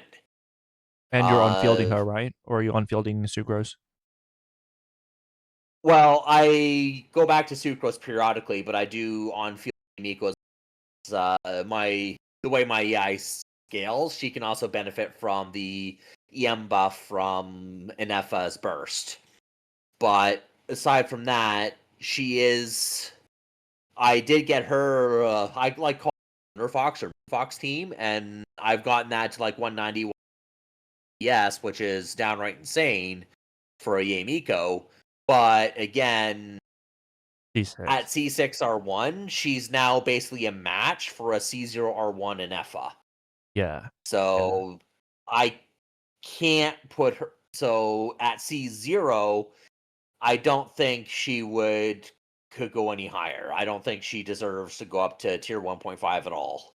Yeah, I view her similarly to, like, in a way, I see her as like a 5-star Lisa in just a better capacity. I see her closer to Lisa in terms of what the kit brings to the table more than I do like official. Does that seem fair? She's really good. Yeah, she's really good at running around and avoiding stuff, though. Yeah, yeah. I think that tier 2 is perfectly fair. Now, we're getting to weirder characters, because now we're getting to Wriothesley. Wriothesley is in a weird spot because he got buffed by Escoffier, and now characters like what Escoffier brings to the table and like characters who got buffed by her are in a worse spot than they used to be. That said, Wriothesley is one of the people who has been hurt significantly because while he can benefit from things like Hexrai, because you could put Bennett and Durin and Sucrose on the team, then that's just so fucking wheelchaired, and you could put somebody else there instead and just benefit more. I know Uh, you can make him work with like decent damage in teams, but he does need that investment. So I think if he is tier 2, which he is, I think he might stay tier 2 because the fact that he can self shadow is really nice for if you ever fight the Suwani, which they put in IT every now and then. Self shattering is nice for characters like that. I think he's lower in tier 2 than he used to be. I still think he's tier 2 though. Do you think that's fair? yeah, he's also good against Skirk spots as well. That's currently in Stygen, Yeah. Yeah. but his DPS isn't quite where it is, and even Ayaka, I would probably consider the same. Like you can definitely build them up to make them work with a premium team, so you can they would have their uses that way, but they do have their shortcomings. Do you think Ayaka should be in tier 3? She might be because with things that don't get frozen and can move around, you can end up missing a lot of hits of her burst when they're not frozen, So you're and losing a that lot really of her hurts her damage. damage. As someone who loves Ayaka, I have her on my free to play account, and she's been an enormous help on my free to play account. It's largely been because I have a C1 Shenhe, and I have a Scoffier, and I have Farina. Like, she is not the big contributor to that team. She's just not. So She could also do better with her energy too. Like that's a real limiting factor on her, and you really have to battery her and give her more energy recharge in order to burst more reliably. But you want that team to really give her that energy. So even if you get a like 130 ER, you still want like the Fav and the other cryos in the party to give her energy particles I with don't that know if 80 that's cost as limiting burst. of a factor as it might be otherwise, because things like Favonia's sword are basically Farina's best weapon. It's a better weapon, really. If as much as we love Farina and her personal damage, the pipe is typically not as good as Fav Sword. Like, if we're being honest, the pipe is typically not as good as Fav Sword, so the energy's not that big of a problem if you have an R5 Fav Sword, which most people do. And then Fav Lance is one of the better options for Escoffier as well. It like you can get higher personal damage and you can go a crit weapon for Escoffier. It's not at all cope to go a crit weapon to go Favonius Lance on Escoffier. So I don't know that I necessarily agree that energy is a problem, but I would argue that the burst is a problem because it's a huge portion of her damage, and if they just sidestep while you're in your burst animation, you're fucked. And if they can't get frozen, you're fucked. And if they don't get staggered by it and then just stay in the tornado, you're fucked. So I Well, the think other maybe thing tier too 3. is lighter enemies, the burst pushes them away, so that could also cause hits to miss as well because it when it does stagger the enemies to knock them around, it pushes them away from it. It's a Yeah. repelling force. I think that puts her in a similar problem as Animo Traveler, because Animo Traveler throws them away, and then you have to try and catch up to them so you can start doing damage to them again. I think it puts her in the same tier as that. You could also go like, oh, but then she also gets fucked up by C6 Benny. Yeah, I think niche it is. I think tier 3 is fair. Yeah. I don't really see Yaka being used with Bennett though in a lot of cases because of Escoffier. I would say, well, Escoffier, yes, but then we also have Hexerite, so you can go Bennett, and then you can go Duran Sucrose, but then I you're haven't losing, tried that since I don't have Durin. yeah, Duran being a big damage upgrade for a lot of people. He does do quite nicely. I think we'll get to it. We'll get to it. I Yeah. think tier three. I think Ganyu stays tier two because she has off-field cryo. The fact that her cryo can be off-field is quite nice. I think she stays in tier two. The only time I really use her for off-field cryo is in Imaginarium with Pink, and I'm just sucking enemies up into her burst area to keep them together, just to abuse the multi-hit of how her burst works. But outside of that, I'm not really using her for that. And for being a damage carry, she felt like she dropped off the earth. I would say that she benefits from Escoffier just like the other two did.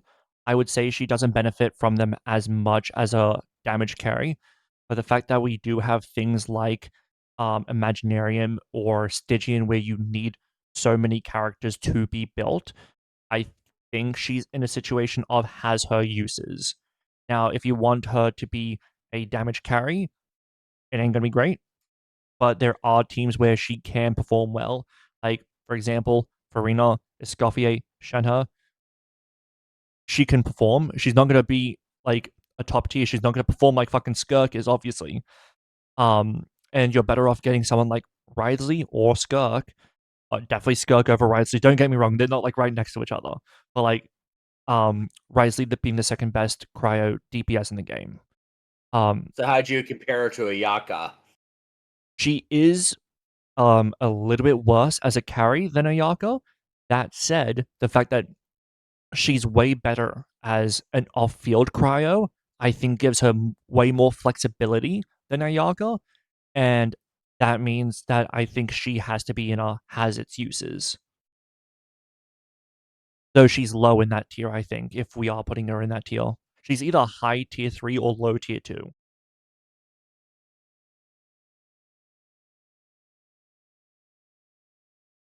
I'm just thinking of the damage of her burst hits that she does do. It's like it's not gigantic, Yeah. so the other characters are doing more of it's kind of like wheelchairing her a bit too. It is. It is a little bit, yeah. But we can also say that somewhat for some of these other characters, like Sino, like Razor, like Sethos. Yeah. Like if Sino is in tier two because he has his uses and he's been getting buffed, and Sethos has his uses because he's been getting buffed, and Kaching is in there because she's been getting buffed. They're not like if they got replaced by a better unit, they're just getting replaced. She has her uses. It's not as good as the other characters, but she can bring stuff to the table. Yeah, I suppose we can keep her in tier 2, but I would say that she's like a low tier 2. Oh yeah, yeah. She's low tier two or high tier three. I think she's just above Ayato. Kind of in I wouldn't feel between. right putting her in the same tier as Ayato, and she has better off-field cryo damage than like a Kaya or a Rosario. That's a good point. It wouldn't feel right to put her off-field cryo in the same tier as Kaya and Rosario. All right. Yeah, C6 can go hard, but then again, that C6 and you don't get him off. He never shows up on banners. Yeah. All right. Linny, I think is tier three. Yes, agreed. He's gotten melt now with Sitlali, but he hasn't had got anything after scale with any of the Nod Cry. He's been dodging damn near every fucking buff. That's kind of the truth of it. Unfortunately, he's been dodging so many goddamn buffs because Pyro got buffed a little bit in Natlan with characters like Setlar, like Jalonin, and he, like the other Pyros, got buffed from that. But since then, a lot of Pyros fallen off outside of Durin, who can kind of benefit from, but like you're better off putting it fucking Sucrose on the team than you are Linny, and Sucrose is a 4-star. from version 1, who majority of people have. And if you're better off putting sucrose on and you don't have sucrose, you're better off putting on like half the other animos that you're like he is not where he should be when you consider what he is supposed to be. It's just really a fucking tragic case for him, I think. He's not the only Pyro Bow that's been dodging buffs as well, because I know Yoimiya also hasn't been keeping up either, and she's kind of in need of some buffs too. Yeah, I think Yoimiya deserves tier 3 at this point too. She got some buffs with Farina and Sitlali, just like um other pyros did, but the fact that now hypercarry is not what it was, and there's a lot of other units who are getting significantly buffed by hypercarry, but also by reaction damage, like Noelle is. I think that puts her down. Does that seem fair? Yeah, that does seem fair. That's what I was saying. She should go down Yeah. because she's been power crept and she hasn't been getting any of the love from the new mechanics. Yeah. That said, Tainari, what do we do with him? I think he maybe goes down. His application is spotty. Like it goes off when he does his charge attacks and his burst, but it's not all that conducive to really work with bloom mechanics. Yeah. So he really wants to stay with the aggravate, and aggravate has the same ceiling it's always had. Yep. So with the way the power creep has been going, I would agree he should go down. Which is such a shame. He was the best DPS on standard battle. Now it's Kaching. It's Kaching again. Um, Fake cat girls for the win. I think Klee can maybe go to 1.5. Is that crazy? I would agree too. At C1, Klee is now on a similar damage value as Arlecchino at C0. And And it, since you can get Klee C1 for free from the selector, assuming that you have her C0, yeah. yeah. So you can get that C1 just by getting the first copy of her at C0. So you can make an argument that she'd be like a similar value as a C0 Arlecchino in that case. Although she's not as flexible of her team, so that will put her a bit below Hmm? Arlecchino in that regard. Wait. You think she's not? I think she might be higher in terms of flexibility. Really? Actually, Because yeah, she I benefits from suppose healing. because Overload team, Vape with Farina, I've done that with her. Hmm. She can benefit from healing where Alikino cannot. There's more flexibility from the fact that she doesn't have to either have a shielder, a damage reduction, um, or you just have to be fucking sweaty and dodge all the damage, or you She's have to still burst out of very the much a damage. glass cannon. She is. So she has like next to nothing in health and defense. But yeah, she can be healed, but she does need a babysitter to keep her alive that I Yeah, found. And even so, she does want to be placed on a Hexerai team, so she definitely wants to have another Hexerai character with her. but when you consider just how good all the Hexrite characters are, so that can be Venti, that can be Sucrose. If you want to go Overload, that could be Fischl. Like you're in pretty decent Albedo. spots. You can go Albedo as well. Like you're in pretty decent spots when you consider who the Hexrite characters are. There's a lot that you can put on her team. That's like, well, is it flexible? I would say yes. Like Albedo, sure, not a lot of people have him. Okay, let's ignore him. A lot of people have Fischl, a lot of people have Sucrose. Then we're in an okay spot right off the bat. And the fact that you can go you can go Fischl or Sucrose, that means you can go Overload, or you can go Melt, or you can go Vape. Well, there's three different archetypes there for her. That's that When can it give you comes either to good sustained reacting units. when it comes to reacting Klee's damage, she is very much a death of a thousand cuts. She's doing so many pyro hits in a during when her on-field time window that it's very hard to vaporize or melt the big hits of her charge attacks without something smaller like a burst hit or something like that taking it from you, or a normal attack. So she is very difficult. She's more of enabling somebody else, like Farina, for example, where her pets can reliably vape while she's Mhm, off field, while mhm. Klee is applying it on field with her burst and charge attacks. Yeah, the fact that there's, a lot of, like, hydro appliers that apply a lot of hydro, like, we have, Xingqiu, 4-star. We have Yelan, 5-star, really good and a lot of hydro.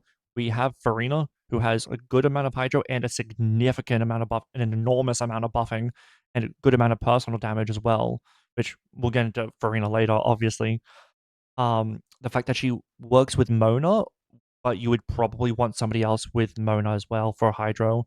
Um, you do have a lot that she can work with. Is she gonna be the best pyro DPS in the game? No. But at this point, I think it's straight up a good unit. Is she a high 1.5? No. But I think 1.5 is fair. Yeah, the other thing to talk about is her play style too, because I know previously, before the Hexerai, Very she clunky before. was the clunkiest, if not one of the clunkiest characters to play in the game because you had to animation cancel everything about her. Yep. You basically had to skill animation cancel, burst animation cancel, charge attack, it's normal, charge attack, normal, charge attack, and then animation cancel between each of those to speed the time up. And with so much, and how you animation cancel does change between the different attacks. And it just makes it very difficult to actually maximize her effect previously. And now, with her change, her charge attacks fires off automatically. Her normal attacks have been much sped up, so you no longer have to worry about resetting or trying to animation cancel those. And you basically don't have to do any more animation cancels on her anymore. It's like skill burst, spam normals. And that's so much easier to do, and you're still like maximizing her effect on field. So she's much easier to play now. Yeah, I think Klee is actually kind of crazy that she keeps getting buffed like this. She's in a similar spot of like Sino, where they were just they were the bad unit. You had them. Oh man, that's rough. That's bad luck for you, buddy. Considering where they were, we thought they would be really good. This is where they are, and now it's just like you have Sino, you have Cleese. It's like fuck, like you're actually in a okay spot. You want to use Sino? Oh, I respect it. You want to use Clee? Damn, I respect that. It's kind of crazy and the glow up that they've had. Klee was the very first limited 5-star damage carry ever added to the game. Yep. She was like meta, then she fell off like a fucking cliff. As Now soon it's as just like Futao was released. and now it's just like buff, buff, buff, buff, buff. Oh shit, she's good now. Okay, cool. She's just a good unit. Cool. Like you could put her in overload with Chevreuse. You could put her in vape with Farina. You could put her in melt with Silali, and she's not dodging the buffs the way that Yoimiya is, and the fact that she got her own personal buff in Hexerai means that you could put her in Hexerai too, with characters like Sucrose who are now even more meta than they used to be. The fact that that's the case, the fact that Fischl's more meta than she used to be, that works too. She's just in a good spot. Good for Klee. I love Klee.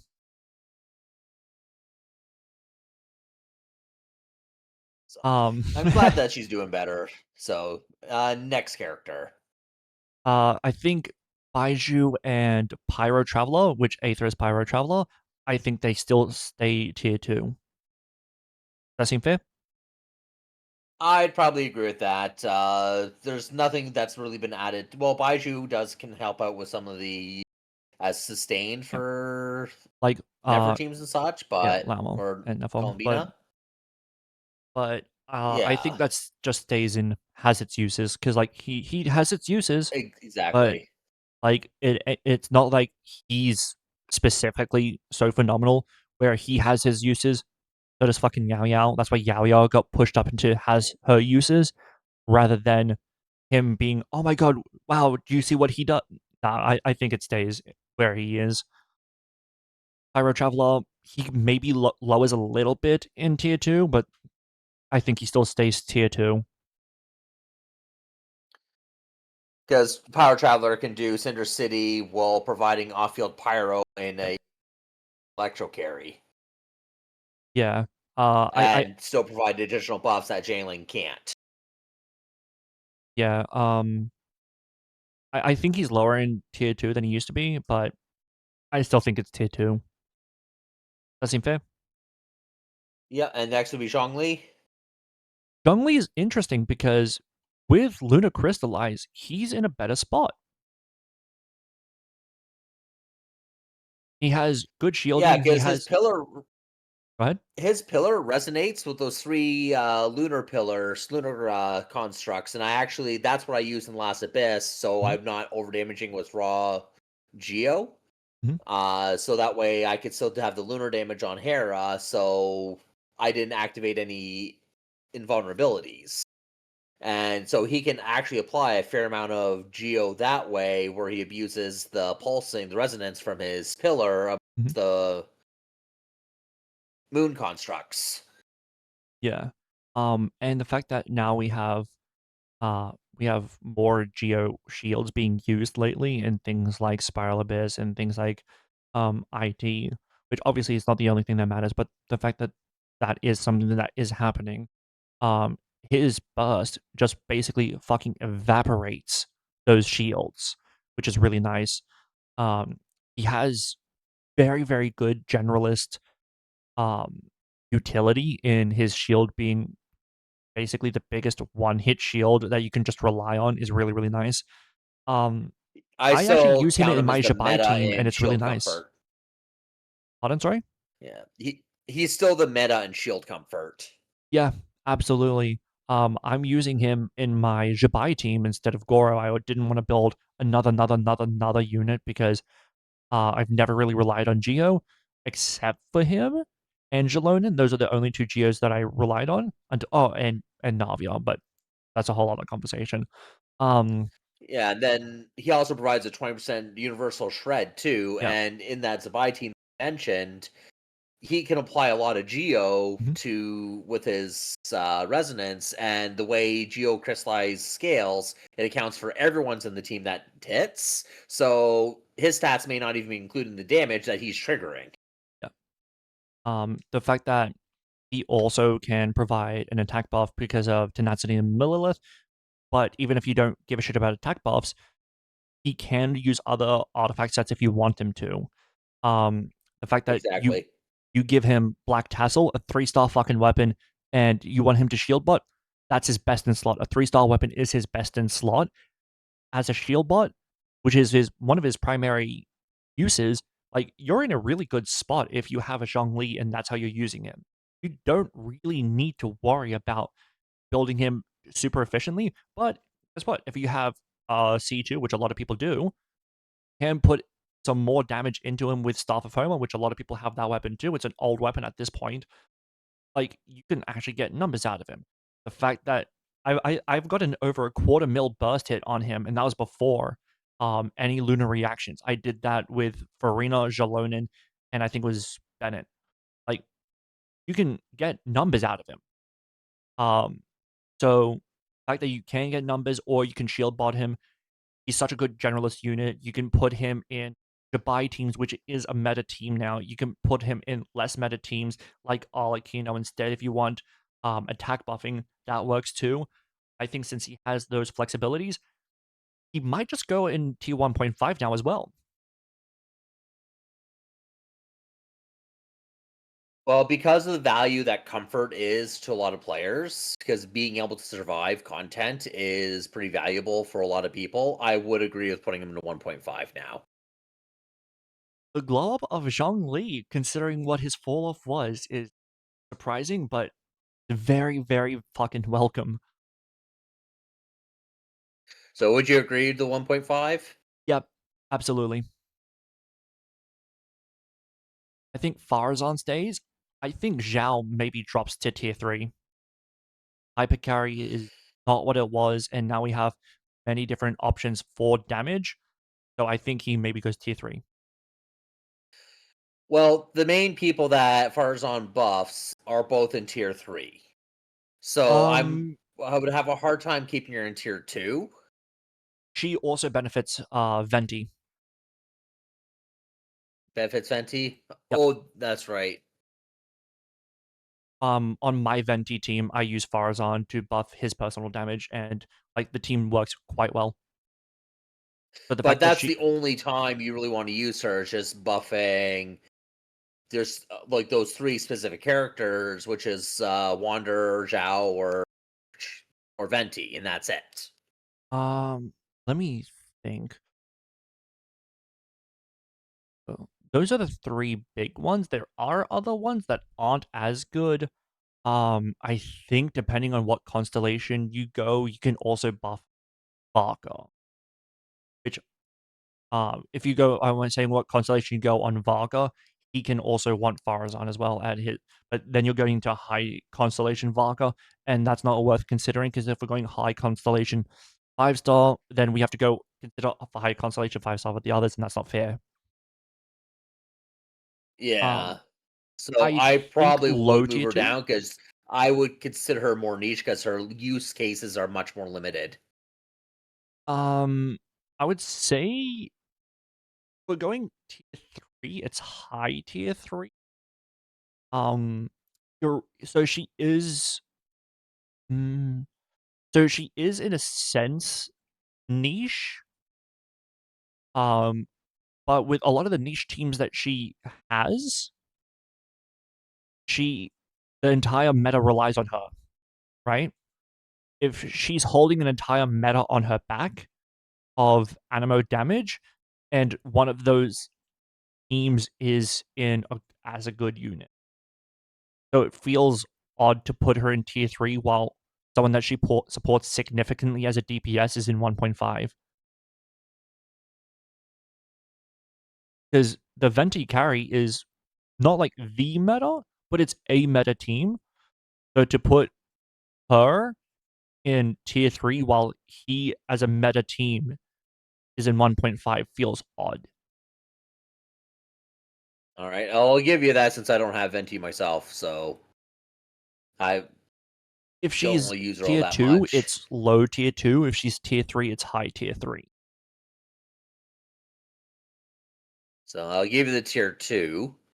But she's hanging on by a fucking thread because I don't imagine Yeah. Venti's gonna stay 1.5 for long. When he drops to tier 2, she drops to tier 3. Well, from rumors what I've heard about what Nicole's gonna bring, it's possible that she may be bumped out for anyhow. Yeah, yeah, it's very much possible. Um, but yeah, I reckon she's hanging on by a fucking thread. I wouldn't be surprised if in by the end of Nodcry, she's tier 3. I would not be surprised. And I should probably grab a drink real quick. I'll be about 20 seconds, and you can start talking about the next one for Shenhe. Yeah, that's fine. All right, so Shenhe's in a spot where she's dropping out of the meta again because Skirk's not what she was at the beginning of Nodcry, and then we have other characters like Chaska. They're not what they were. Um, and obviously Shenhe actually had actually a pretty decent amount of synergy with Chaska, but while she still does, that team's not what it was. So a lot of her best teams are falling off. They're not bad, but I think we're starting to put her in niche where she works with those cryo DPSs and she works with Chaska. That's about it. Like, if that's where we're going, it, her being tied to cryo DPSs is um what's her saving grace and her Achilles heel all in one. The double-edged sword for her because that means in those freeze teams, she's not generalist in freeze teams the way that a Escoffier is. She has to be buffing. She buffs cryo damage while providing her own cryo damage. If it's not a cryo DPS, she's not really buffing it. So that ain't great. Mhm. And the fact that those cryo DPSs outside of Skirk, they're relatively low tier, right? She's avoiding the buffing and the more meta units that exist now in like Lauma, in endeavour, and Columbina. She's avoided all those buffs. So I think Shenhe, while I love her, she's got to go niche. I would probably put her down in niche too, because even with Skirk, you can replace her with Yulon and have similar effect. Although I Yep. do have a comment here. Where's Flynn's in this list? Right now, we're going through the list that was created near the end part of Natland, and then we haven't added the new characters just yet from the new meta. But we're going to be adding them Mhm. when we get to them. Yeah, right now But we're yeah, just I know with shifting. Skirk, the force slot, because I know you definitely want Farina and Escoffier with Skirk, but that force slot, technically Shenhe is like the number one for the force slot, but C0 Yulan is a near match to her, maybe Yeah. off by like 1 or 2%. Yeah. Barely number And two option, because and they're she's that way close, better of a unit. Yeah, you're not like, losing anything by not having Shenhe. yeah. And um and honestly, the Skirk team is not as good as it used to be. So if that team is not as good as it used to be, considering other units have gotten buffed up, then why would she stay in the same tier? So I think tier 3 niche is fair. She's less in, Mm, has its uses. Is there anyone else in tier 2 of what remains in tier 2 that should be I up or down? I think we're good on tier two because I think we went through everybody. I think your Shenhe is still in tier 2. I think we've didn't we decide on putting her in tier 3? Shenhe? Yeah. No, she's right here in tier three. Oh, there's just a lag on mine, I guess. Okay. Yeah, YouTube is usually has like a minute delay normally. Yeah, I'm It's not I'm like still Twitch. seeing her in tier 2. Oh. But yeah, as long as we agree that all of what's in tier 2 should stay in where it is in tier 2, then let's move on to 1.5. The biggest the biggest shift in 1.5 and the most obvious shift of 1.5 in my opinion, Al-Haytham, as much as it hurts me, he very much has to move down. To two. He's tier 2 and it's such a clear tier 2 because he's behind Sethos and Sino, and honestly, it looks like it could get worse. Way that this is going. He doesn't really follow work well with the new lunar mechanics. Like you could use Llama and then have Kuki Shinobu for Hyperbloom in there still, where he can still do that, but that's not really much of a lift over what he's been doing previously. His damage has mostly remained the same. And where you could put him in a wheelchair comp, like, oh, you put Llama and you put Columbina, you're probably better off putting other units. So if he's not and you could unfield Llama and Columbina because they're catalyst users, and you'll get Hmm. similar damage. But the fact that he's not really providing any, it's really depressing. It's really fucking depressing because I love Al Haytham. But since he's not really providing anything in those teams, he's tier 2. Honestly, you could argue that Baiju has more utility than Al Haytham at this point. Well, that's because Baiju's support still, and he's an on-field carry. But other than Yeah. that, now with Al Haytham, I don't have him myself because I never wished for him. Hmm. But from my understanding, you also have like little combos you have to do with how you play him in order to maximize his effect as well, and that can be a bit complicated compared to All right. what we have for today, from my understanding. So I have him. I have him R1. And by the way, my Al Haytham is really well built. He's sub 1%. Um, and he's he's not that hard to use. People overhype it. They're like, "Oh, you want to use these?" It's not that bad. It's really not. They have Okay, I just don't have the experience on him, so yeah I'll admit that up front. yeah. you start with his burst. He'll have 3 mirrors at the side here. There'll be like 3 green diamonds, so they're very obvious. They're very easy to see. You know, you Yep.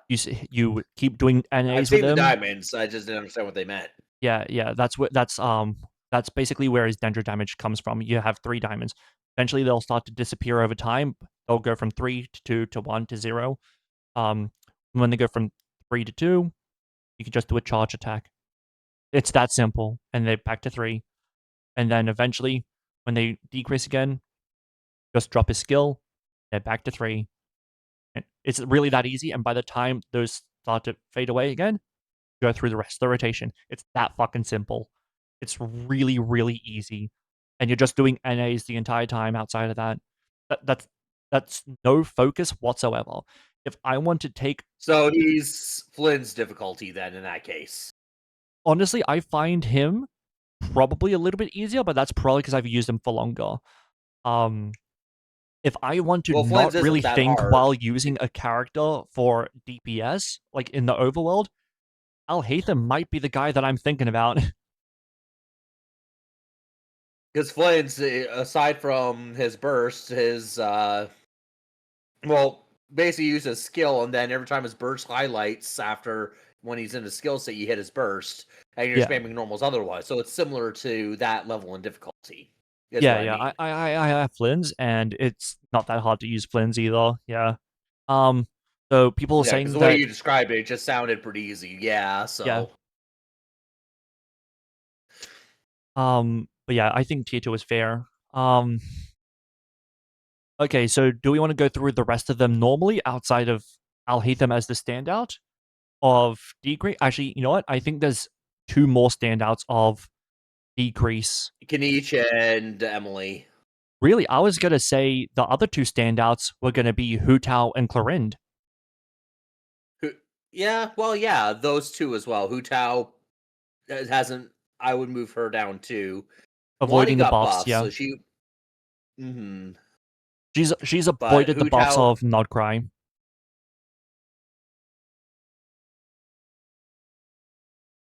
and she does need a fair amount of investment in order to do good damage. Like even my Hu Tao, I rebuilt her during Nodcry after I got Solali. Hmm. I got her to the point where she's spamming 200k charge attacks, and I got my friend laughing in the background, and then proceeding to out DPS her while supporting her at the same time. So she So doesn't quite feel like she has as much to bring. I will say though, so I have a Hu Tao. I don't have her C1. I have her R1. I have a pretty high investment team, I will admit. It's Yelan, Farina, Janyan. I could go Jalonen instead, but I typically go Janyan because I do like the plunge playstyle. But the fact that Jalonen or Kazuha or Zhongli, all 3 of them, will also suffice instead of Janyan, and you'll still get some decent damage. Um, the, the fact that I'm getting over, I think it's like over 100k DPS on those teams is quite nice. Like over 100k, even though it is pure 5-star team. That does hinder my ranking. That is why I think she has her uses rather than being a niche unit. I think tier 2 is fair. Because if we're going Garming in tier 2, considering that if you want to get his best damage, it's C6 and it's also Well, high tier investments around him, I think it's fair to I put wouldn't her put in him tier 2. below. Put her below. Yeah, I wouldn't put her below Gaming, but I don't think she belongs to 1.5. Yeah, she definitely doesn't anymore, which is very unfortunate. I like Hu Tao. Um, but yeah, she's not a tier 2 user anymore. I think Clorind is also going to be pushed down to tier 2. She's now on the level of like Sino and such with the lunar carries. I think does Sino benefit from I think Sino benefits from Nodcry more than she does. Does Sino now have DPS comparable or better than Clorind? I don't have either to test out. I have both. I haven't done the testing comparative to each other, so I'm not certain. I know Clorin's baseline is higher than Sino's. Yeah. Chlorine also heals herself, which is a quality of life thing. Mhm, mhm. Uh, Although they both want to stay on field once you activate their parts, Yeah, so they both have that same limitation, but that's yep. not typically much of a problem with proper rotations. And if you don't have to refresh character stuff due to enemy waves changing, that Sino's old weakness was. Mhm. That's and then if he benefits more, because I know he would have more EM as well in his build than she would, Yeah. especially with his weapon. Her baseline is higher than his, so that probably evens it out. Yeah, I think her baseline is higher. He has more that buffs him, so he has a higher ceiling while having a lower floor. Um, and he also has more high tier team than she does, I would say. The sleep program. Hey, Pulu. Yeah, I would say he has more higher tier teams than she does. Like she benefits from overload more than he does. But and she benefits from aggravate more than he does, but aggravate's pretty shit. The fact that he benefits from these hyper meta Nodcry units, the fact that he benefits from hyper bloom more than she does, that's quite nice. She she is not benefited as much from these super high tier units, but How about a they're both kind of team wheelchaired. of because she actually works really well with Fischl with her faster attack speed. Mhm, mhm. That you could do a team that's like Columbina, Chloride, Fischl, and Sucrose. I think yeah, I think there is Hexarai that she can benefit from. Um, but you she would benefit from Hexarai more than Sino would, I would say, just because she's not really Yeah, benefiting that that's much what I was from pointing Ascendant out because Gleam. you can still do Lunar Charge with her with Columbina enabling it, and that's your Hydro right there. And then you got Sucrose for the VV Shred and EM buff, and then uh Fischl there for the Hexarai buffs that she provides and her off-field damage.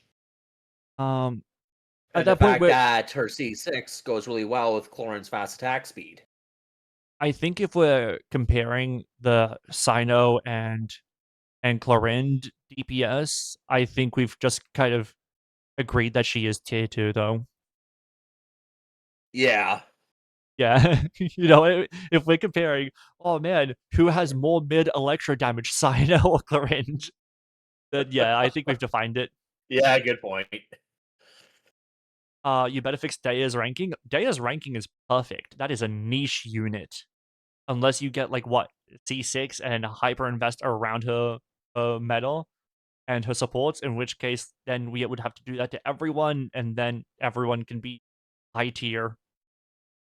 And be better than her anyways. Yeah. Um. Okay. So you were saying that Kanich and Emily. I think I Now, how have agree. they been? Because Kanich really wants burning, and that is against the lunar mechanics. Yeah, the fact that And they benefit so little from anything else is insane. Like, yeah, you know what? You want to get um good damage out of Kanich, you can get what? Malwika for the damage? Oh, well, guess what? Then just fucking unfield Malwika.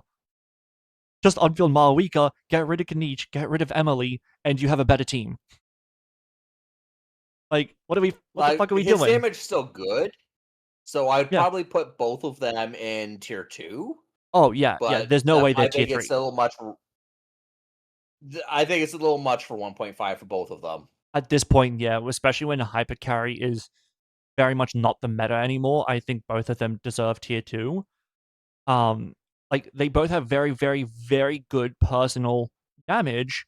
It's just that you're avoiding all these other buffs. You're dodging it like they're the fucking plague. So yeah, if you're avoiding the damage buffs from everything and everyone, how how are you going to be a good unit? You are the epitome of you have your uses because you're strong when you're done well. But outside of that, where you're not gonna do well. You're not. Makes me glad I actually skipped them. Pardon? Makes me glad I skipped Kanichi. Yeah, oh, yeah, yeah. I wanted Emily initially for Morlani. I was determined to get Emily for Morlani so that way I can do a nice burn vape. I like burn vape for Morlani because I find it to be incredibly consistent, but the fact that I didn't get her and now she's falling off already is like, "Oh, you know what? I have Durin. Fuck Emily. Fuck Emily." Yeah, I wanted Emily because she's cute and all, but thing is I saw Milani coming out right after her, and I was looking at my wishes that I had. Since I'm not gonna swipe.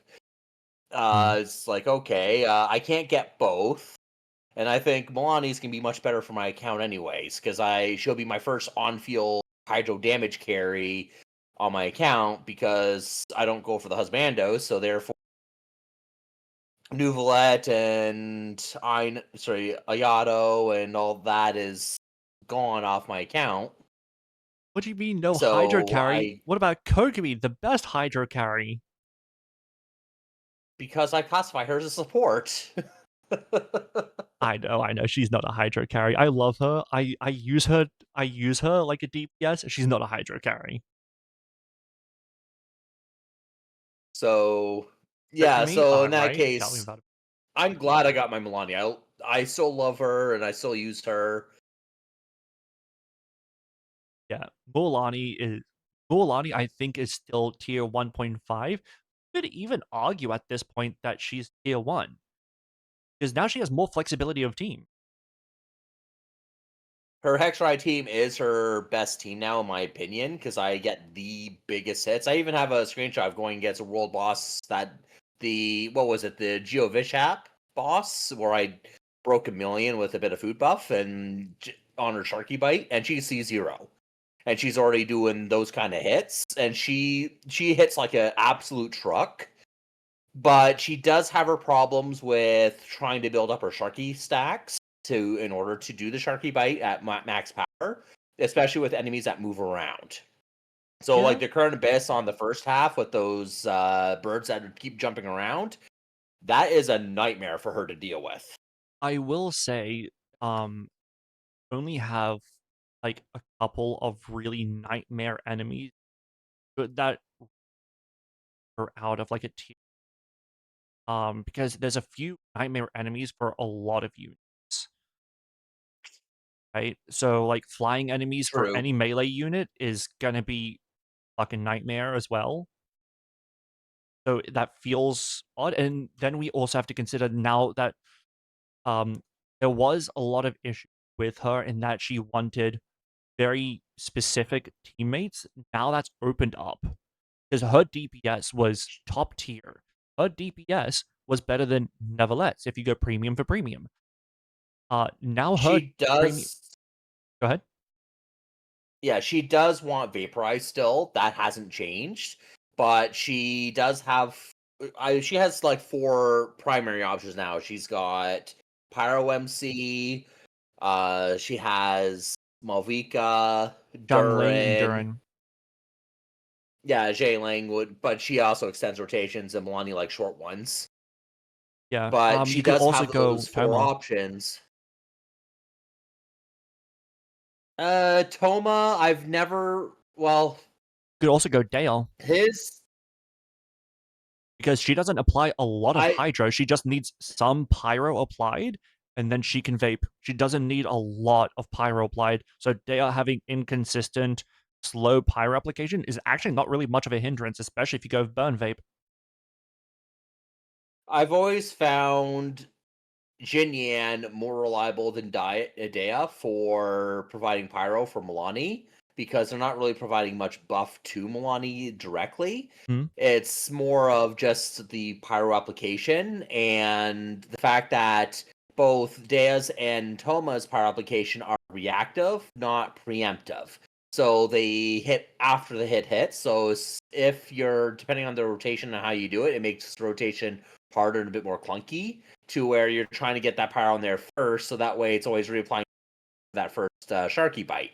And then you run the case if you have more than one enemy, uh, you hit the first one, and then or you hit one enemy, and then the Sharky Bite, when it goes to hit the other item, there's a bit of delay, and that can Mm. happen after the pyro hit, and it screws up the timing there. So I don't really like Toma or Dea with Milani at all.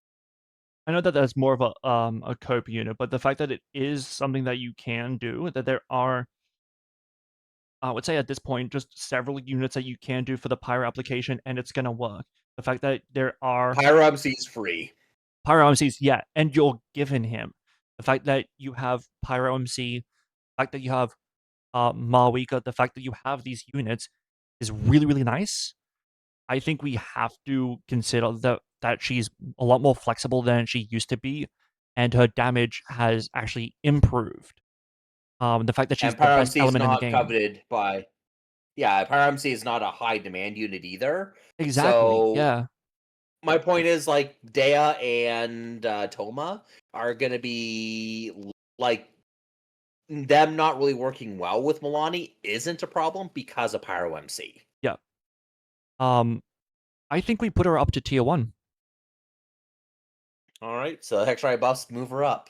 Yeah. Yeah. Durin and Sucrose, like Durin and Sucrose.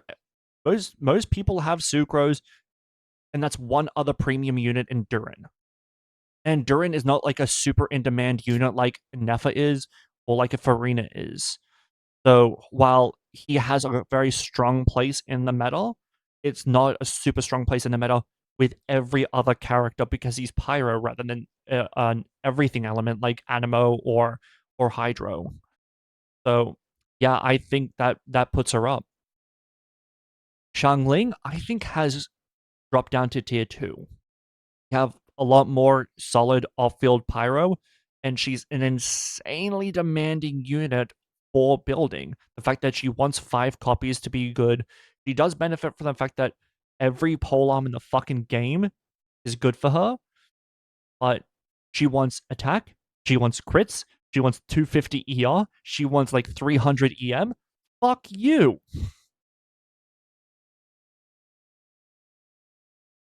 Yeah, that is a lot. That's so much to want. And then the fact that if you put her in Overload, which she's good in Overload, then you have to rework her build because now she doesn't want EM. So I think that puts her down to tier two because we have other off-field pyro units that just do the job a lot more flexibly than she does. I I would think, agree with tier two. She's definitely more useful than just to a few teams, so I yeah, don't think she belongs in niche or tier definitely not. three. But yeah, I would put her tier two because now there's better options to fill her shoes. Yeah, Because before she was like the only option. yeah. She used to be in tier one, but then Malwika came out and she and also PMC just were like, oh, okay, well, you want off-field pyro, we can do all of that, and we don't have those crazy demands. So, damn, pumps it down. I think Sucrose is tier one. I would agree. Now, as far as her Hexray buffs go, her personal buffs from Hexray is Not that much. superficial. Like Yeah. 5% here, 8% there, and how that scales, it's additive to all the other bonuses that they would have anyway. Uh, and then a lot of the lunar stuff doesn't even scale off that anyhow. Mhm. Uh, the actual buff she got was it's just to say that she's Hexray. Yeah, Now, whether that's a good thing or a bad thing, I don't think that's a bad thing because definitely a good before thing. without Hextrai, she is absolutely go even from early in the game, I've always touted how good Sucrose is. And even way back in the early days, there's teams that scaled more off of her EM buffs than they scaled off of Kazua's elemental damage Yep, buffs. Like absolutely. if you're trying to do Tau Vape back in the day, Mhm. uh, she actually was the better support than Kazuha. Yeah. The fact that she's a So 4-star, so a lot of people have her as well, is really nice. The fact that she's a catalyst, and so she has things like ETTS. You could put her on prototype Amber for a pseudo supportive unit if you're putting her with someone like Nefa, so that way you need minimal healing. ETTS that will prototype Amber that will work. Like, she has a lot of these weapons, and the fact that you can on-field her because she's a catalyst and you'll have permanent swirl is really nice. The fact that she has that EM buff is really nice.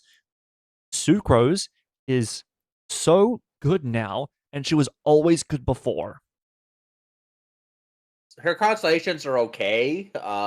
They're not like must-haves, but even at C0, she still provides her full party EM buff, Yep. which is 20% of her own EM plus another 50 EM. Yeah. And a lot of the lunar teams that have been coming out have been really enjoying being added on Yep. to where she is like the top meta support in a lot of those teams. Yeah. I think another thing that has to be considered is that if you have her C6, while it's not as good as like Kazua's damage buff, she does provide a damage buff, right? Just an She elemental does, damage buff. She yes. does.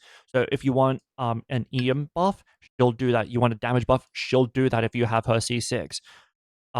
She's again, catalyst unit is really nice. You could argue that she should be like a 0.5.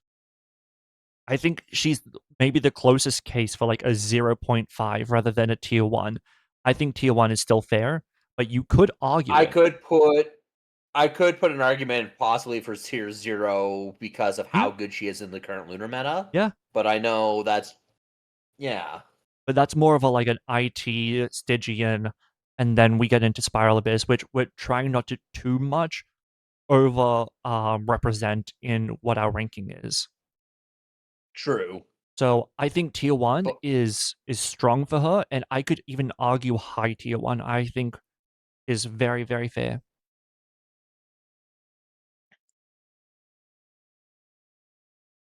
Now, okay. what do you think for Navia? She's in an odd spot right now. Well, when the new character Linnea comes out next patch, that could change her on the ranking as well because that gives her like an field geo that'll help her build her stacks. Hmm. So that way she can be able to get those off, and then it'll help with shredding geo resist as well, which will be really good for her damage. So that would be really nice because she would fill the spot that Jalonin would fill, but also enable the lunar crystallize without having detriment that Jalonin would have if you have less than 2 pet characters on the account. So it could actually move her higher than where she is currently in. Well, I'm not saying where she is on the list right now, but Mhm. how she is in 6.4. She's going to be elevated from how she is in 6.4 to 6.5 because of that. So that way you can run that plus Fury for that damage there and put Columbina with them, and you have your sustain and that. So she could still be really good there. Now, I don't know if that's going to stay in 1.5 or if that's going to be tier 2. I think that 1.5 is perfectly fair for her, because she has options now. Now that Geo's gotten buffed with Lunar Crystallize, I think that we have to consider her a lot more flexible than she used to be. And even then, she wasn't that bad in terms of her flexibility. She wanted, what, one other Geo? And then you had other opportunities to buff her personal damage. You can go Shangling and Bennett, and that works. So that way you have Pyro Resonance, which is going to be an attack buff for her, which is really, really nice. Not to mention, you'll have constant Crystallize if you have Shangling, because with Shangling, you have constant Pyro. So that's really nice too. Or you could go Arena instead and then go Bennett. So you don't have the Pyro Crystallize, but the immense amount of damage buffing is really nice. But now, guess what? You don't want to use those. You want to use the Nodcry units. Lunar Crystallize, bam. You put Lunar Crystallize, and then you have her, and you maybe go Allure. Well, okay, now we have a lot more Crystallize, and also Lunar Crystallize is going to be a damage increase. So you do have more utility. It's not as strict as it once was, where you wanted what, Jalonin and Farina and Bennett, and that's your damage. And if you don't have that, it's not as good. right? So the fact that her flexibility has opened up, she still works in the current meta where you want Lunar Reaction. She still has that utility, but her damage is roughly in a similar spot to what it once was. I think she stays in 1.5. Yeah, like especially the buff that she's gonna be getting next patch too, that really solidifies it for her. But I Yeah, know in Nodcry before Nodcry came out, her best team was actually with Farina, Jalona, and Malvika. And with that type of team, my Navia just absolutely shreds. but that gets into the conversation of, well, if you have Farina and you have Malwika, Navia's the one being You carried. have Yeah, so I think true, but Navia's 1.5 personal is fair. damage just skyrockets in that Yeah, situation as well. But yeah, with the introduction of Lunar, that does change the game too. She's actually still keeping up with it.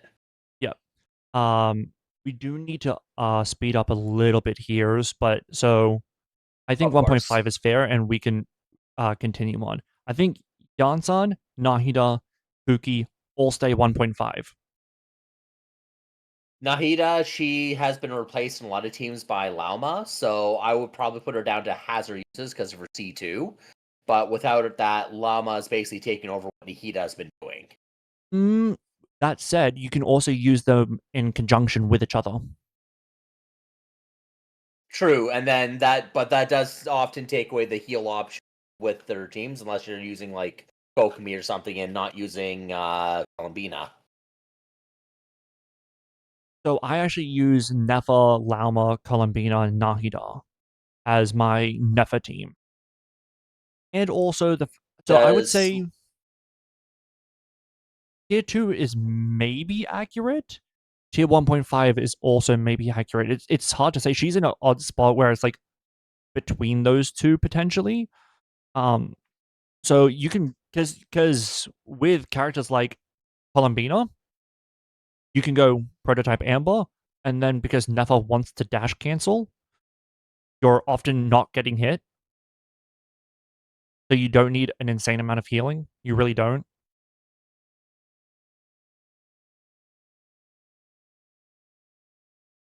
Now, is that partially cope? okay? Potentially. And I will say there is a potential for me to not be able to test properly because I have Llama C1. Well, actually, I have a C2, but that means the C1 heals. I can't test properly. Again, Hoyo, I this is find what. I've had troubles.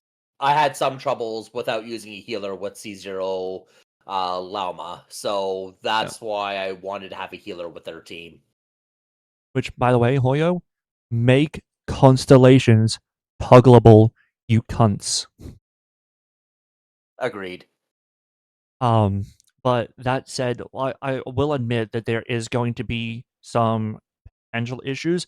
The fact that she has probably the most Dendro application in the game off field means that if you need a lot of a Dendro application, she's going to be really good. While she is replaced by Lauma, Lauma is going to be in like tier 0, tier 1. But if you don't have Lauma, she will be able to perform. So that's why I think it's in good unit. She's, while largely replaced, you don't have the replacement. She's going to be good unit. Alright, I guess we'll leave her where she is. But she's definitely lower Raiden should 1.5. Raiden should probably move down to tier 2 though. I love She got her. power cut by You're Razor. right. I love her, and you're right. So she got power crept by Razor as a main DPS. She has her uses off field as a Hyper Bloom trigger. She also has a lot of uses as a battery. That said, she's still probably tier 2.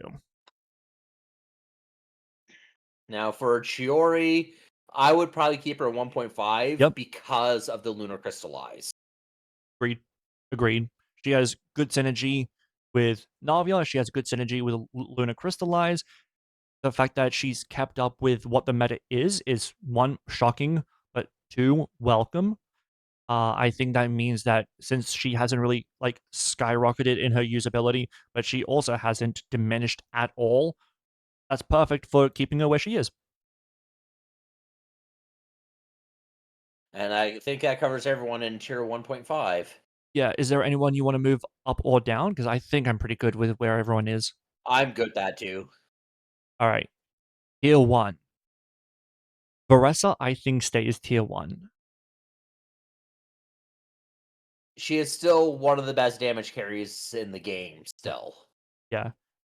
Like, there now that there's more movement amongst some of the enemies, like, it's hindered a little bit. She's probably not the top of tier 1, but she's still tier 1. Like, her damage is still very, very good. And yeah, and then for Chevreuse, I probably would keep her in tier 1 too, because Yep, she's just so valuable to have an account with being able to enable all sorts of different overload teams. yeah. An entire meta is on her back, and unlike a freeze or a burning or an animo damage meta, this is a very meta team comp. So the fact that without her, that team comp basically ceases to exist, that's a hell of a fucking strong choice. I think she's the second best 4-star in the game at this moment. That's right. Arlecchino, her damage has been power capped a bit, but she's still exceedingly good. I probably, though, would want to bump her down to 1.5. You do or don't? Do.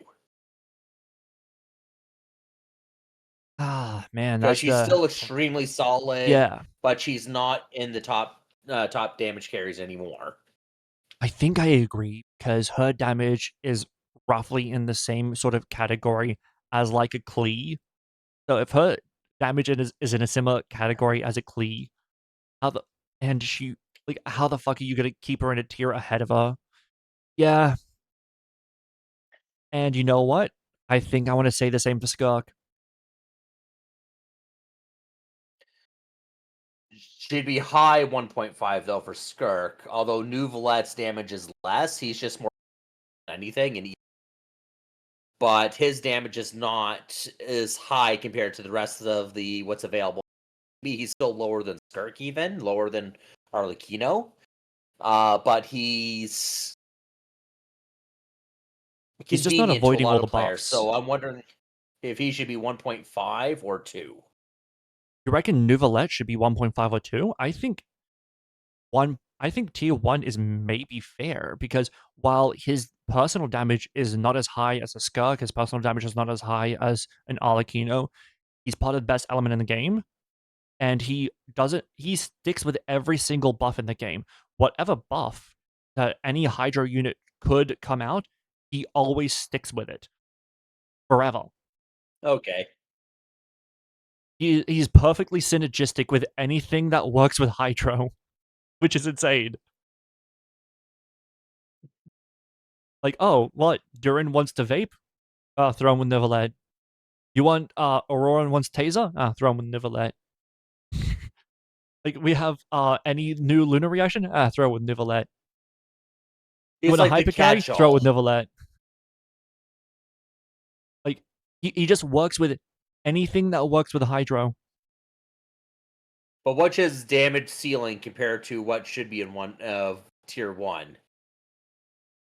So that's where it gets to be the interesting conversation because he is not that far removed from Molani. He's pretty strong. Like even at, and not to mention the fact that now in his meta teams with Endeavour and Columbina, well now that means you don't really need his C1 anymore. So just getting base Neverlet is even more valuable than it used to be because before you wanted either a shield that was going to potentially reduce his damage or you wanted his C1.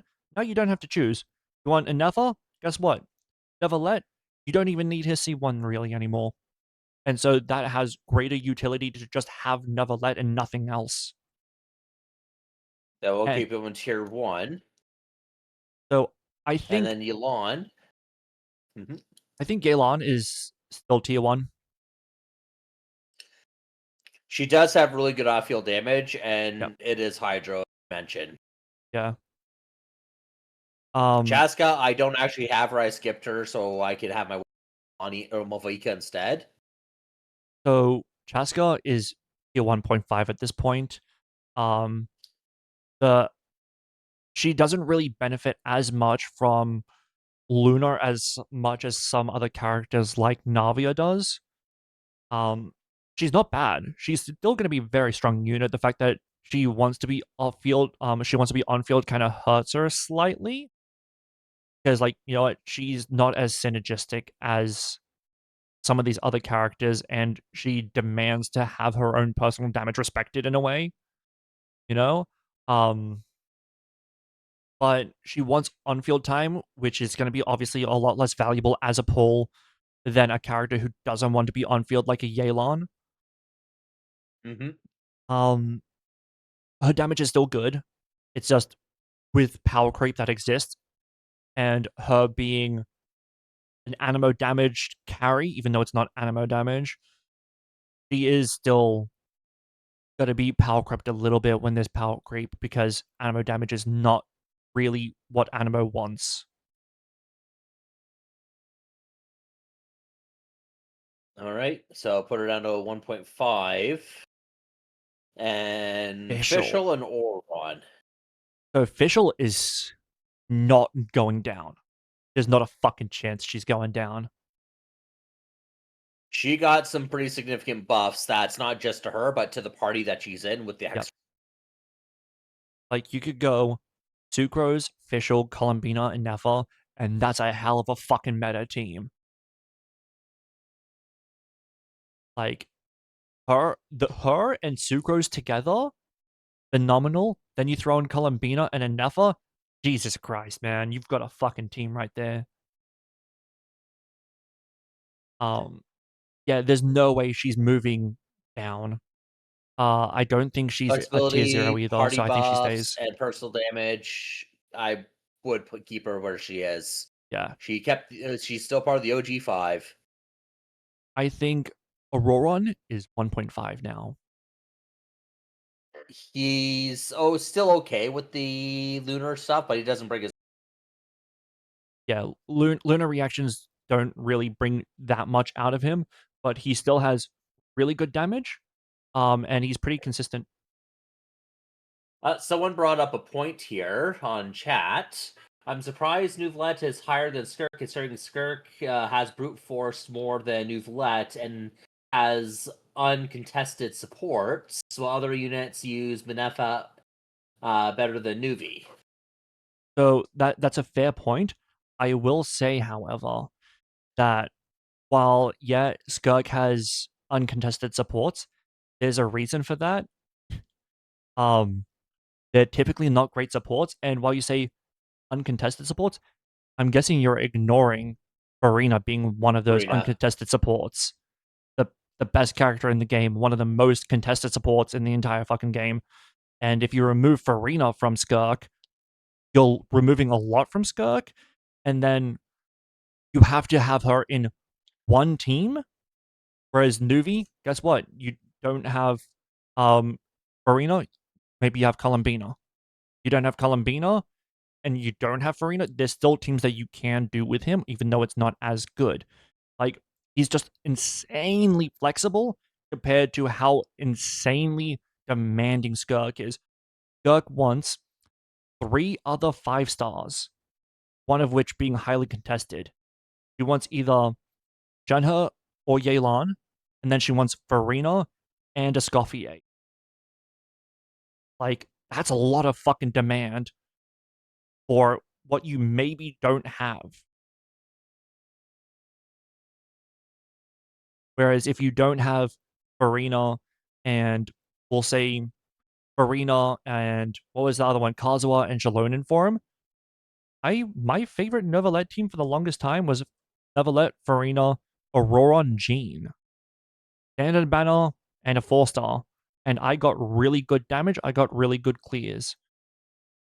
The flexibility matters too when you're considering pull and build value. And while she'll brute True. force and push through a lot more than him, the insane amount of flexibility has to be considered.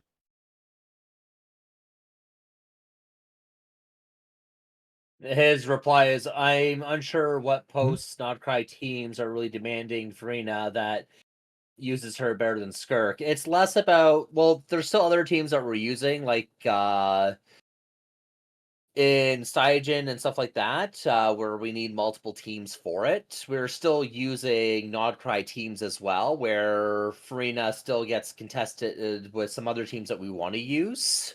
But quite, it is more likely that Skirk is going to have access to Farina these days compared to Yeah. what it used to be back in Nodcry. But then we also have to so while you're correct in that Farina is less in demand now than she used to be, there is also She's still something. one of the best. I still think she's the best character in the game. It's just that everything in Stygian and Spiral and all of that is trying really hard to push um Luna The reactions. current meta. Yeah. But if you put them all of meta teams in a neutral setting, right, where it doesn't buff one meta or another, Farina is going to be competitive with all of them, right? And Nouvellette is going to be competitive with all of them. So we're not just saying, well, this is Nodcry and Nodcry wants Lunar reactions, and so Lunar reactions is all tier 0 and everything else is tiers below, because that wouldn't really be fair, because then you would only be pushing the newest characters at the highest tier, and that's not a fair representative of I what everyone think brings. another thing to mention, this is not who has the higher ceiling, it's just the value for the for pulling, like, should Yeah. you get the character or not? Yeah. Whereas with Skirk, if you're pulling Skirk, you're pulling at minimum 2 other 5 stars that are basically going to be almost only for her. Whereas with Neverlet, if you don't have um Nefa and Columbina, you still can use other characters and get, while a little bit worse numbers, they're still not that bad in numbers. They're still pretty good.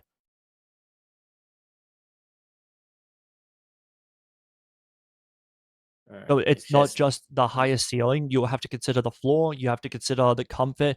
You have to consider flexibility.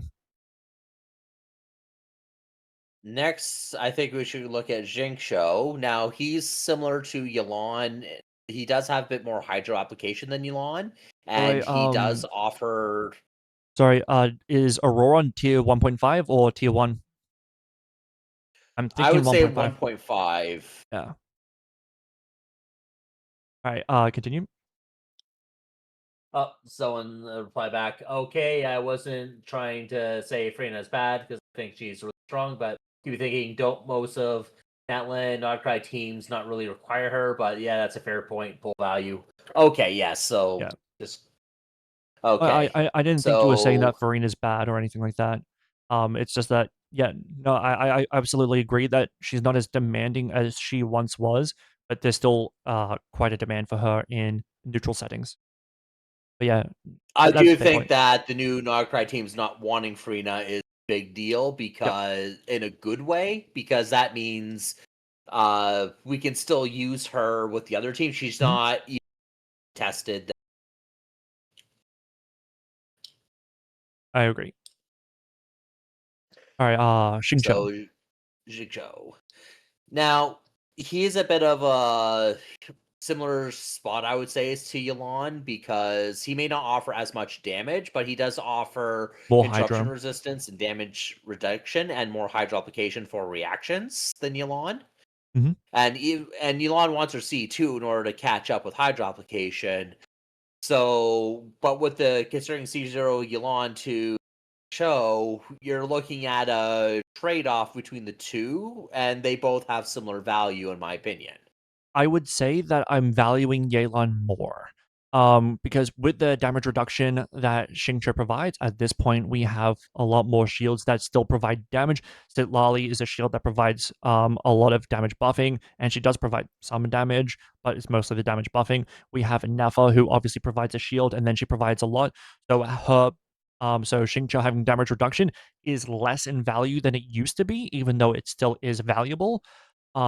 So the fact that he provides also the most hydro off field in the game, yes, but how much hydro do you need off field? There's very few characters I would say that need as much off field hydro as he provides, which brings his value down as well. Do you think that's fair? Well, we could move him down to 1.5, but he's He's still definitely definitely a not good tier one to 2. have in your account. Yeah, yeah, it's definitely worth building a Xingqiu if you have him. I think he's if he's going to be top, tier 1.5, I think he's the number 1 character in tier 1.5. Do you think that's fair? And then, yep, I think that's fair. And next is going to be Enefa. 0. And I think with the, I was just about to say, she's definitely moved Yep. up to the best support, damage support in game. Hey, Arctic, how's it going? But, um, the best damage support in the game? You reckon? She is for Electro at least. She is the best off-field Electro in game. Even Yep. a C0 R1 her is matching a C6 R1 crazy built Yamiko. Yeah. And Um, that's with a build that I'm not yet happy with. I'm still working on. So that's actually pretty crazy. yeah, it depends on what we're considering when it comes to, like, what a damage support is. Um, because a lot of her stuff is Lunar charged and her own personal damage. Like a damage support like Farina is doing her own personal damage and then an insane amount of damage buffing to everyone else. But as long as we agree tier 0 and we're not arguing over where in tier 0, then yeah, yeah, she has to be tier 0. I agree. So Um, yeah, well for Electro at least, she is the best sub DPS in Electro. easily, easily. Um, I think we agree on everyone in tier 1 staying there, correct? Yep, we agree. All right. Now, tier 0, I think I agree with everyone there except for Kazuo. I think Kazuo should probably go to tier 1. Yes, he's not in any meta teams currently. Yep. Which is such a Uh shame. But tier 1's still good. Still really good. well, he still has excellent grouping. There's a lot of teams that still likes his buff. Mhm. VV Shred is always strong. Yep. The fact that you can All get right, I guess 40% what's damage buff next? is really, really nice. But Yeah, ooh, what do you think about a Scoffier? Because Freeze as a meta is not great, but she enables it, and without her, it doesn't exist.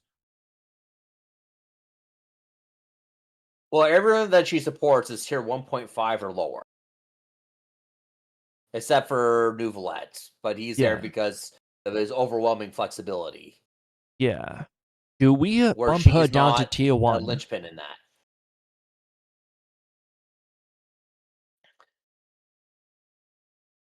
It I probably would put her down to tier 1 because she's Yeah. not in any current metas, and she possibly might move up in Chesnaya, but that's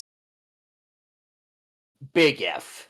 Yeah, and we're not doing predictive rankings here, That's too so, far yeah. on. Yeah, there's too much unknown at that point. Yeah. Yeah, to do predictive rankings, well in advance, when we have no idea about anything to do with kits, that's just stupid at that point. Alright, now to get Yeah, into that's the real meat the and new character. potatoes of these Nodcry units. Lauma. Who's gonna be first? Llama. Is I she would tier definitely put her 0? into tier 0. Yeah, Llama is definitely a tier 0. yeah. Those titties are definitely tier 0. Now, I So, know. Where's I know? She's actually really good for off-field Hydra application. If you just need a Hydra application, off-field, she's really good.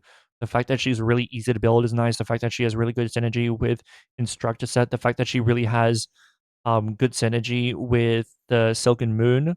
Like, where do we put her?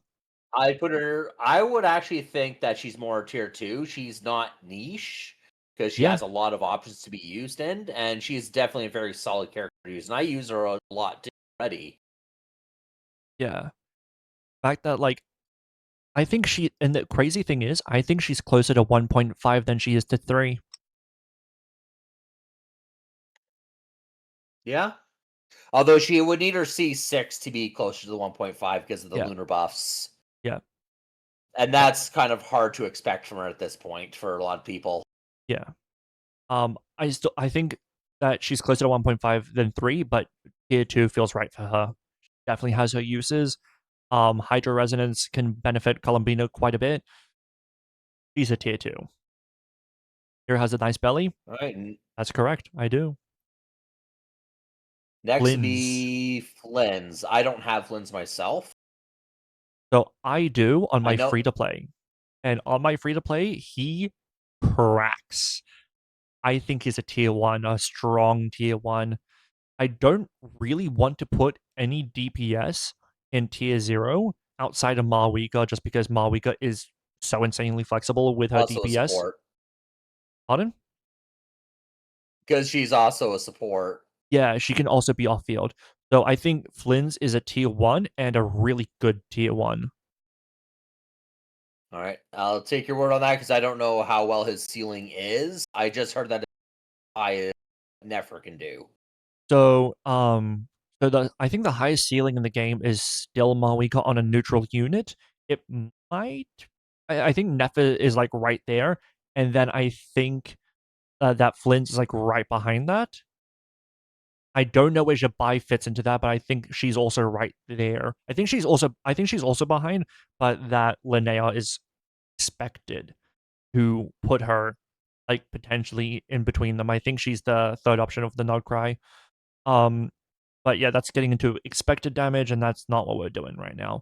But yeah, So, he's but a we could top 3 DPS agree that, premium for premium. but considering where his place is compared to Nefer and Zabai would be in the same tier 1. So Jabai is weird because she also she's a weird one. Well, but we'll get to Nefa. Nefa is tier 1 as well. So I would say so. Their flexibility or inflexibility keeps them out of tier 0. Because if they were as flexible as Marwiko, they would be tier 0. But the fact that Lynn's only wants Taser, and Nefa only wants Bloom, and like that's about it. That's kind of unfortunate and keeps them out of tier 0. They are very much strong choices, assuming that you have their one requirement, which is Lauma and a Nefa. So yeah, I think that they epitomize strong choice. I think Durin is also a tier 1.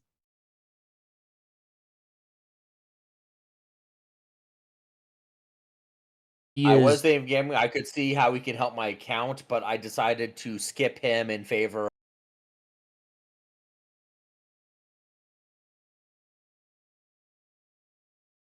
I guessing you saw Pulu's message. No, I didn't see it at all. Oh, okay, okay. Um,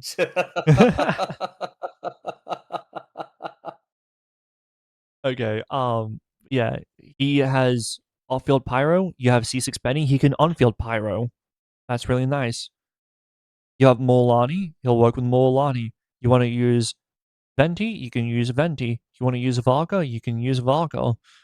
You want to use him in Melt? You can use him in Melt. You want to use him in Overload? You can do it in Overload. Basically any pyro Works reaction, with he's Cleave, works with very, very Arlie, good. and Overload. You want Hexray? He'll work. You don't want Hexray? He'll work. He's just really good. He's very flexible, low energy requirements. His damage is good. He can go AoE. He can go single target. Like, he's just really good. He's not The core like of Durin, Fischl, and Chevreuse, and then add in any Electro or Pyro damage carrying game, and there's your team. you can throw in Bennett, and then if you're Bennett C6 on field, your Durin, easy. Yep. Yehoda, either tier 2 or tier 3.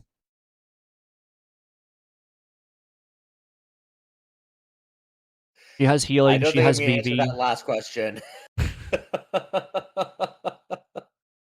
I think honestly, you could.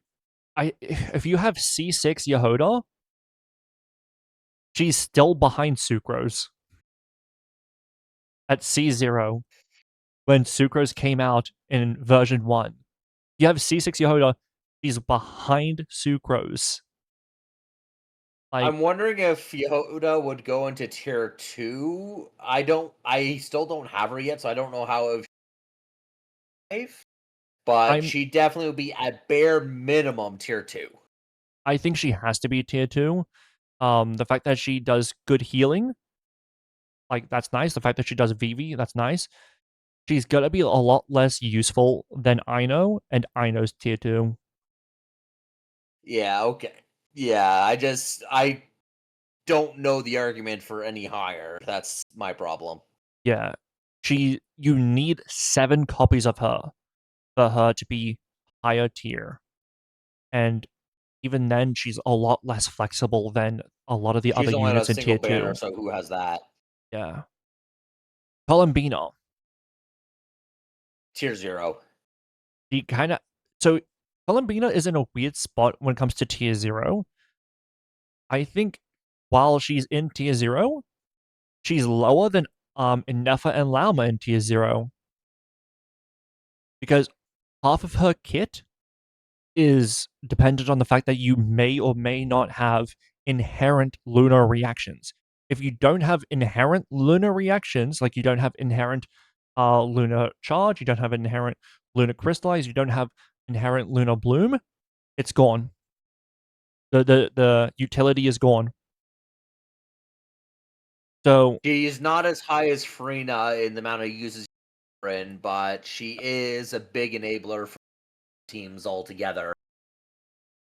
yeah, I And think that's why she'd be in tier 0. But yeah, yeah, at she's this the point we're lowest of the comparing her tier to the other zeros. tier 0s. Yeah, she's lower in the tier 0 than Lauma and Endeavour for sure. I expected her on release to be the new best character in the game, but as of right now, I still think it's Farina. Farina just brings up too many characters to being the best version of themselves, where she just has insane utility with all of these other characters. Whereas Columbina, half of her kit is wasted, and you need the other 5-star unit to have that sort of synergy where the other characters are top tier. So yeah, tier 0, but low tier 0. Jabai is in a weird spot where she feels like the new Skirk. Like, am I crazy with that? She does want to have a specialized team to use her, but when you do have that, she does hit hard. And it sounds like it is just going to get better. It But sounds like it's going to get better with and Linnea. I don't know that it's going to be sustained. it may not continue going future patches, but then we're speculating in the future. But that said, um, with She could suffer the curse of Geo. but that's the thing. Even if she could suffer the curse of Geo, I think she suffers it already, right? Because you look at the other elements that are in the highest tier, right? Like Nepha, Dendro. It works with Pyro, Hydro, Electro, Sorry, it doesn't work with Pyro, Hydro, Electro, Cryo. It works with Hydro perfectly, but you can put her with sustain units like in Nepha, which is tier 0, right? Dubai doesn't work with Nepha. Doesn't work with Lauma. She works with one of these units, whereas Nepha works with all 3 of these units. That already is insanely limiting. Linz works with 2 of these units exceptionally well. So if she works with one of these really good units, how are we putting her in the same tier? Does it So feel you want to put her fair? like tier 1 or like I'm not thinking tier 0. She's definitely not. No, She's no, a no. damage carry too, so she's not tier. That's the thing. I'm not But sure. I'm She could be tier 1.5, but she's definitely her highest damage is definitely better than Navia's highest damage, but Navia's a lot more flexible. Well, there's still a good amount of flexibility with her as well. You can get a team going with her. You could use Goro and Ino with her, and then you'll still have your level 2 moon sign, and then you or like you can even throw Sucrose in the EM buff to help it, but mostly you can get a team running for fairly cheap and still do quite well with her. Yeah, she will be lower in damage compared to her best, but she will be doing okay. And then of course you have Iluga to pair with her as well, and all those characters were on her banner with Ino, Iluga, and so if you got her, then you likely have those characters to make it work team for her to still do well. So I wouldn't put her below 1.5. She's definitely not tier 2. She's definitely not tier 2. That's way too low. I think Yeah, she's agreed. in that odd spot between them because right now Linnea's not out, right? So let's not I consider probably Linnea. would pre I'd probably preemptively put her in tier 1, but low end tier 1 because her damage potential is still very high. Her damage potential is very high, but we have already And guaranteed you can damage of get a Nefa and we have guaranteed good damage of Flint, and they're they want one of these units to be exceptional, whereas she and their other potential units like Nefa definitely wants Lauma. You can put her with Ino. You could put her with other Hydras like Kogami, and that'll work. You could put her with Uki, and that works, You right? crying? Um, where and Flynn's, you put him with Nefa, and there's a bunch of other Hydros No that could one work. likes There's a me. bunch of My other dog characters won't that could even look work. at me. My dog took a shit on the floor because they were so Jabai is a lot less disgusted with me. flexible God, no one's ever gonna just to love get me. worse Except maybe damage than these you. Can you two. show me your titties? All right. Because Well, we'll put her high end 1.5. I hate myself. Ah, man, that's the thing. I don't know that I want to do 1.5 either because she's gonna get much better damage than Navia. You know what? Well, you got her free to play team off the same banner that you got her off. Yeah, So yeah. But what? How do we know how well her free to I play think I'd team be a performs? wolf. I think so too. actually pretty decent I from would what be a I've wolf seen. lion. It's like it's not like premium Nefer, King of the jungle, but still Flins, so but short and it's with from it. what I've seen, it's like the free to play Flins if you're just using him with like like how Flins was before we got Columbina and all that. Did I jump scare you? Yeah, I bet I did. I reckon we can leave it at tier 1. He's pulling his cock out! Alright. Ulua, I would put him in niche because he's just basically for her. Because even just Lunar Crystallize without her, he's not really buffing that team because he doesn't buff Lunar And last Crystallize I that checked, happens naturally. playing with myself, I didn't need to always have people with me, okay? It's fun So to he goon would with be others, niche. but sometimes you should have the right to goon by yourself, okay? so Floor, Agreed. yes, these are all going to be on the video too, and I know that a lot of them are going to get copy striked, and so they're going to get muted over. So that's fun. And Vaka. We put him. So he's incredibly demanding. If you wanted his best damage, it's going to be Urin, Bennett, and Venti. I would Bennett. actually, because of his damage right now as well, I would put him under tier 2. Yeah, and the fact that he really wants his weapon gives him, I think it's like what, 38% damage increase, right? Like it's 38% of his damage, something like that, near 40%.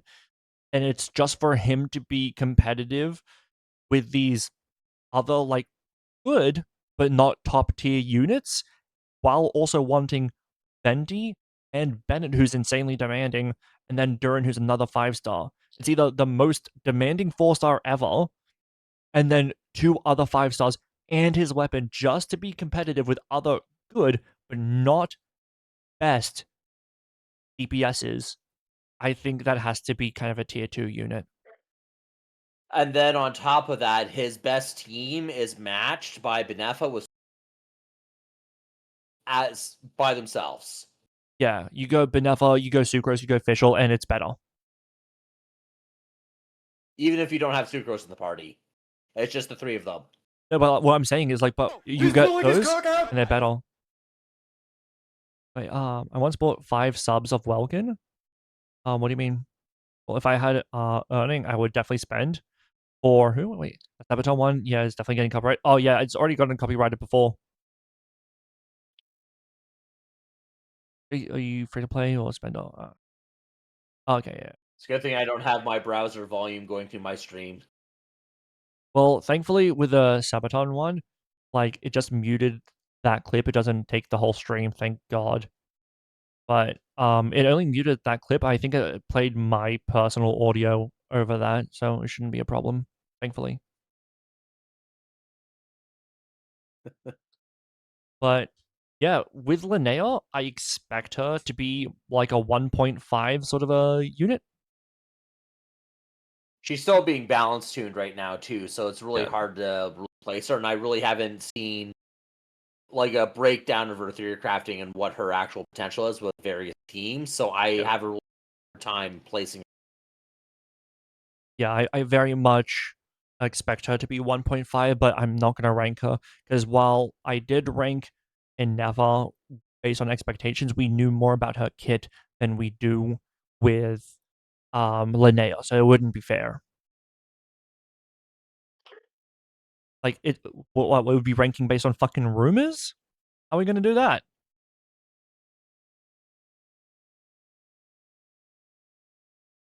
So yeah, I'm pretty happy with this. Does anyone have any thoughts on who should be up or down? And Pulu, this is excluding Dea because I know that you want Dea higher up.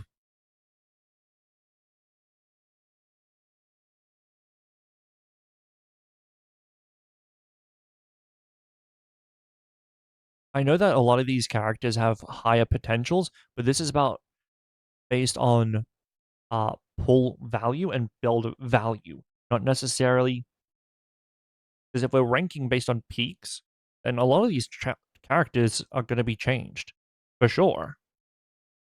I personally would put Clorinda on We can make 1.5. Really? I'm open to hearing an argument for that. She is strong against shielded mobs. Yeah.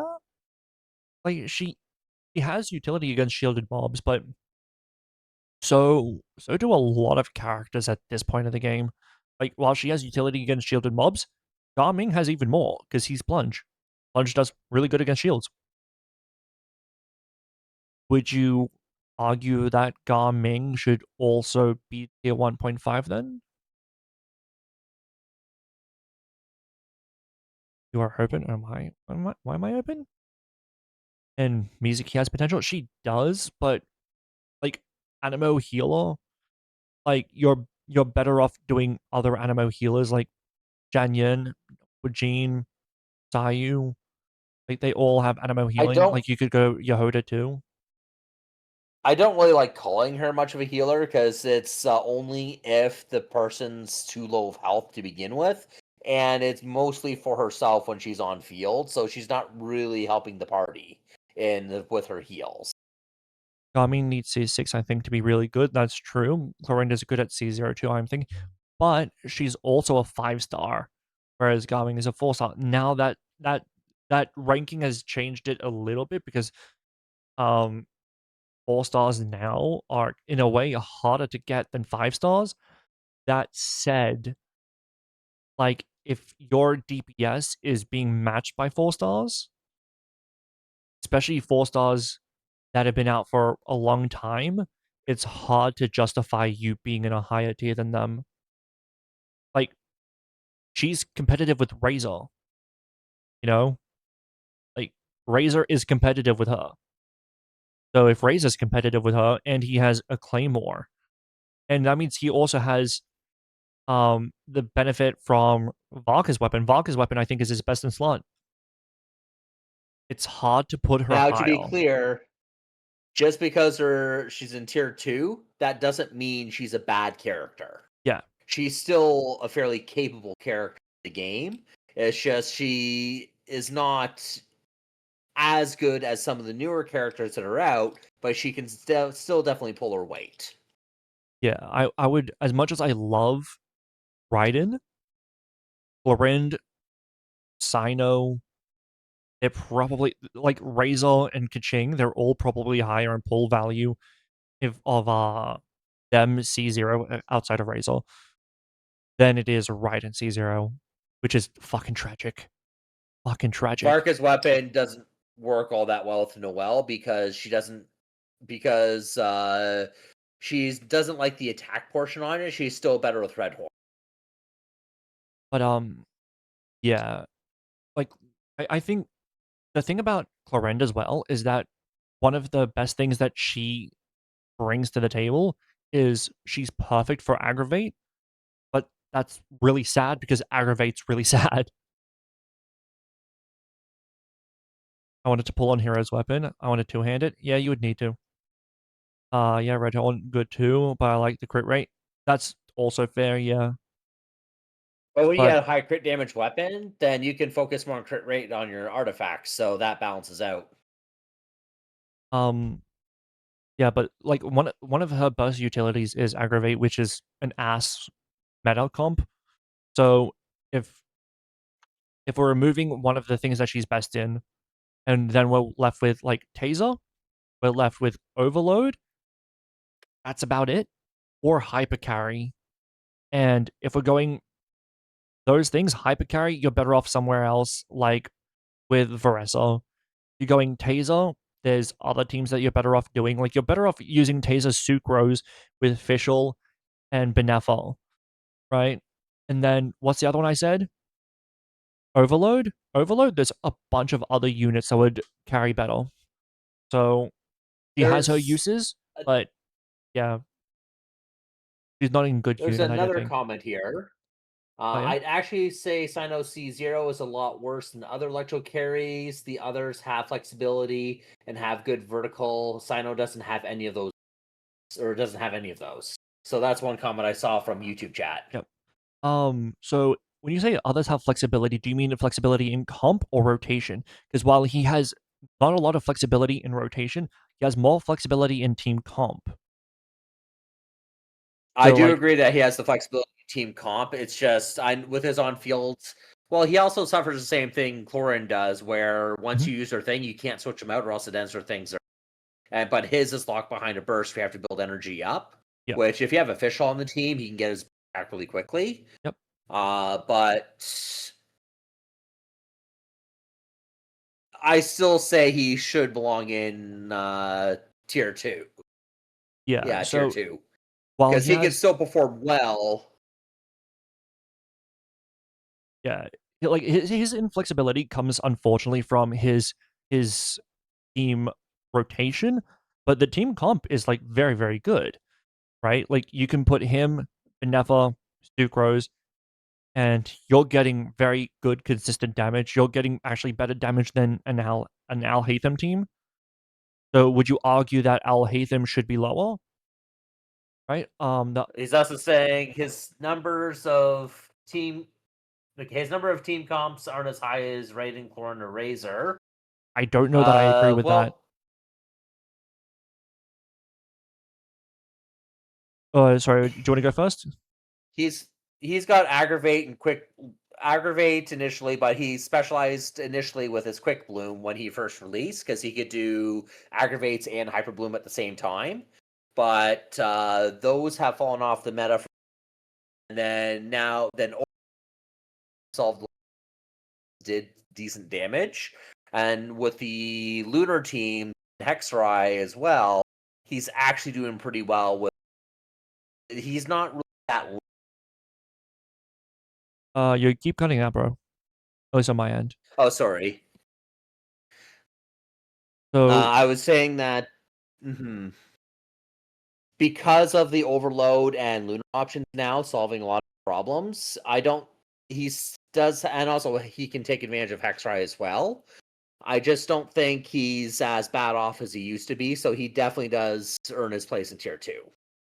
yeah, the fact that you can go with Luna charged, that's Lunar Charge is going to be a good team for him, right? And he benefits from Lunar Charge more than Clarin does. So already that's the case. Clarin's other best team is going to be Aggravate, which that's shit. And then the next best team for Clarin is going to be Overload, which he's competitive in. And then he also has Luna Bloom, which he can do. And he's going to outdo her in Luna Bloom. So I don't know that I agree that like his comps aren't as high as the Clarin team. Like Razor is going to be competitive, and Raiden is in a weird spot. So Raiden, I would agree with you if we're saying C2, but if we're saying C2 Raiden, then we have to consider constellations for other people. But if we're not saying C2, then Raiden at this point is more of a Hyper Bloom bot, which is very unfortunate. While she does have other utilities, like she does battery, like she does buff burst, and she can on field, right? It's not going to be as good as someone like Asino, and the fact that her skill only works if you do damage, so she is useless against shielded characters. That's also very unfortunate too. So there is an argument that you could bump him down, but if you're gonna bump him down to like niche, then you would also have to probably do that to like Clorind, and you would also have to do that to Raiden, and you would probably also have to do that to Alhaitham. And while their teams are also really good, you would probably have to bump down Farazan too, right? Because those characters and their comps do better than what Farazan does. So then you're bumping down a lot. And I don't know that that's fair. So you're right that he's a lot less flexible in terms of rotation, and his rotations get very fucking demanding, kind of like how Child does. But his damage in his comps and his team comps and the ceiling that he can reach is a lot higher than what Child can do. So to put them in the same tier feels not right. Now, I do agree 100% that Sino is not a meta character and Yep. should not be pulled if you're looking for meta. Yep. If you already have him, we have ways to make him work and be able to do current content and do well. Like even the current Stygian with Ducky, if you give him the Benefa with him, he will still be able to clean house with that. Yep. So because of that, I do believe he belongs in tier 2. We can still do 1 million with Tartaglia Vape. I don't have Tartaglia, so I couldn't tell you.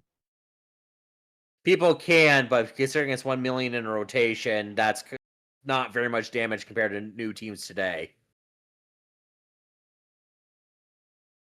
Child is ass. He's kind of ass, yeah.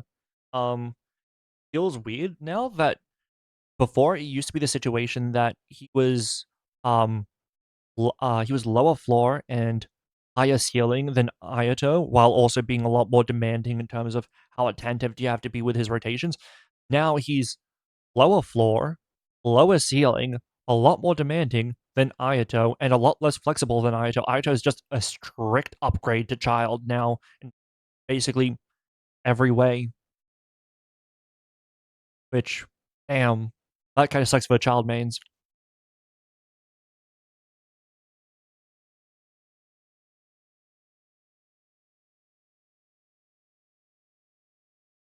Femboy Hero, it's what he uploads. That does sound like me. That does sound like me. I am as femboy as it gets. You can hear it in my voice. You could see it in the beard. And I absolutely have the shoulders of a femboy. My God. If I'm shopping clothes for my shoulders, I need to shop like XL or XXL for my shoulders, but absolutely femboy shoulders. Does that chat show up as well? Absolutely it does. So all of this will be in the VOD on YouTube.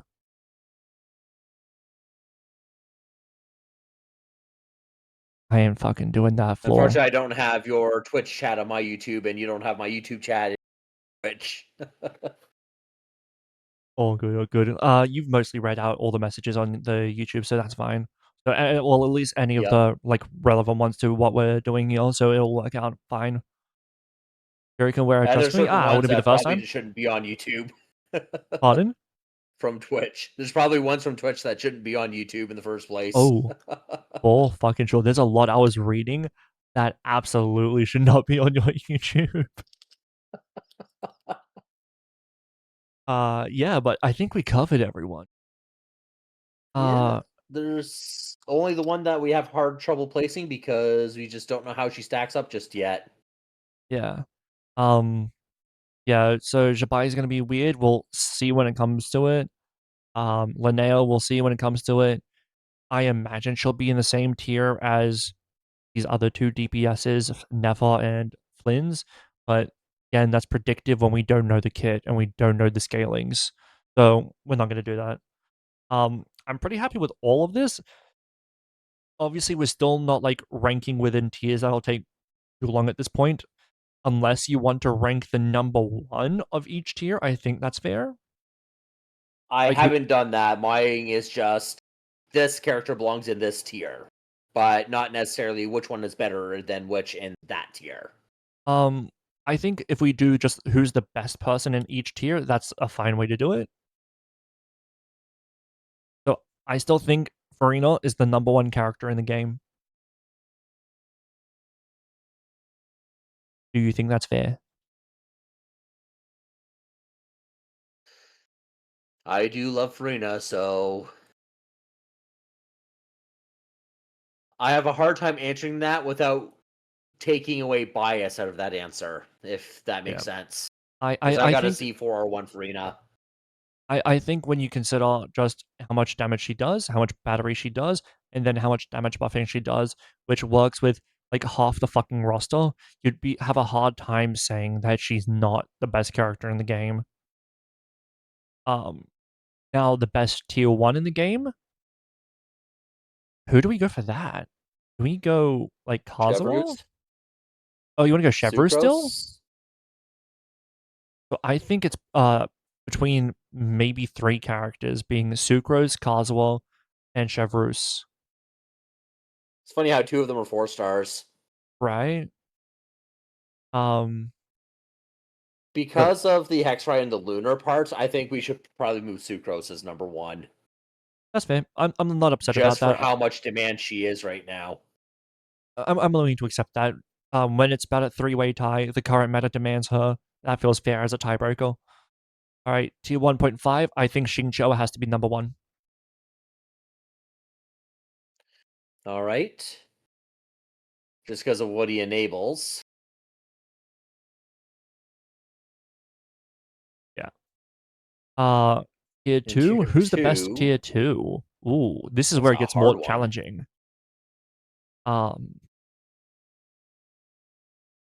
Fuck. Okay, so let's try and narrow it down first. Who do you think is in the running for the best tier 2? Well, if you include my extreme bias, I'd be Yay Miko, but without that bias, it would Yeah, be. no way. No fucking way. Look, I love her, but Jean and Raiden, like, they're not gonna be at the number one for this. Like, come on, bro. I know. I'm wondering if Kokomi should be because of her hydro and her weapon ability and Hmm. her set flexibility would be up there, but that'd be a contender. But So so would I know. I think Aino's gonna be behind Kokomi. Um, so here's my thoughts of the contenders: is Kokomi, Xiangling, Zhang Yin, and then you could argue a couple of other characters, but I think it's probably those three. Do you think there's anyone else in the running?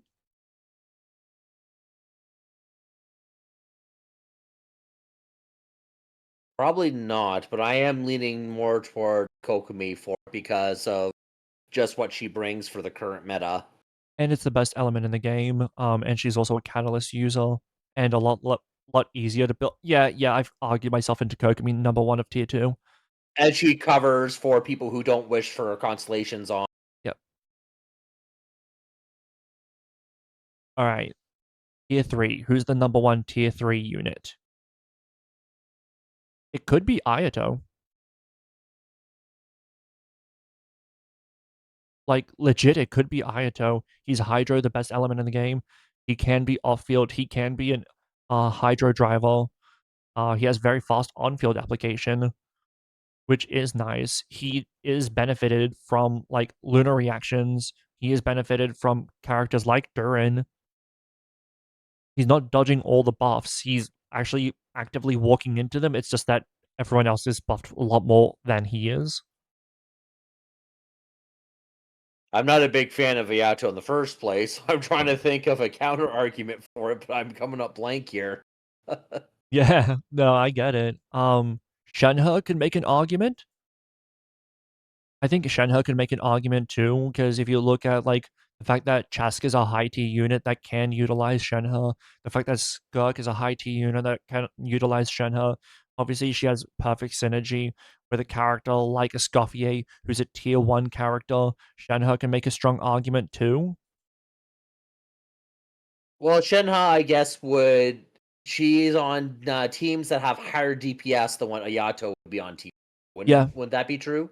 yeah, absolutely, yeah. And you know what? So we She should is the probably. perfect face of a niche unit, and tier 3 is niche. There we go. So I guess she'd be the one. Yeah, alright. Tier 4, if you like them, this is starting I to don't get know if into there is the a who best in that. cares. But I guess Ito. I'll put Barbara ahead instead of Ito because she You can have yours built? do catalysts and instructors. Um, Honestly, you could even argue Yan Fei or Sayu. Yan Fei being a catalyst user who works with Pyro, that means she benefits from either Tank Faye. Arena or Silali, and then C4 gives her Tank Fei, yeah. So she can vape while also providing her own shielding. But that's a grab bag for tier 4 because if you like them, it really depends on. Oh,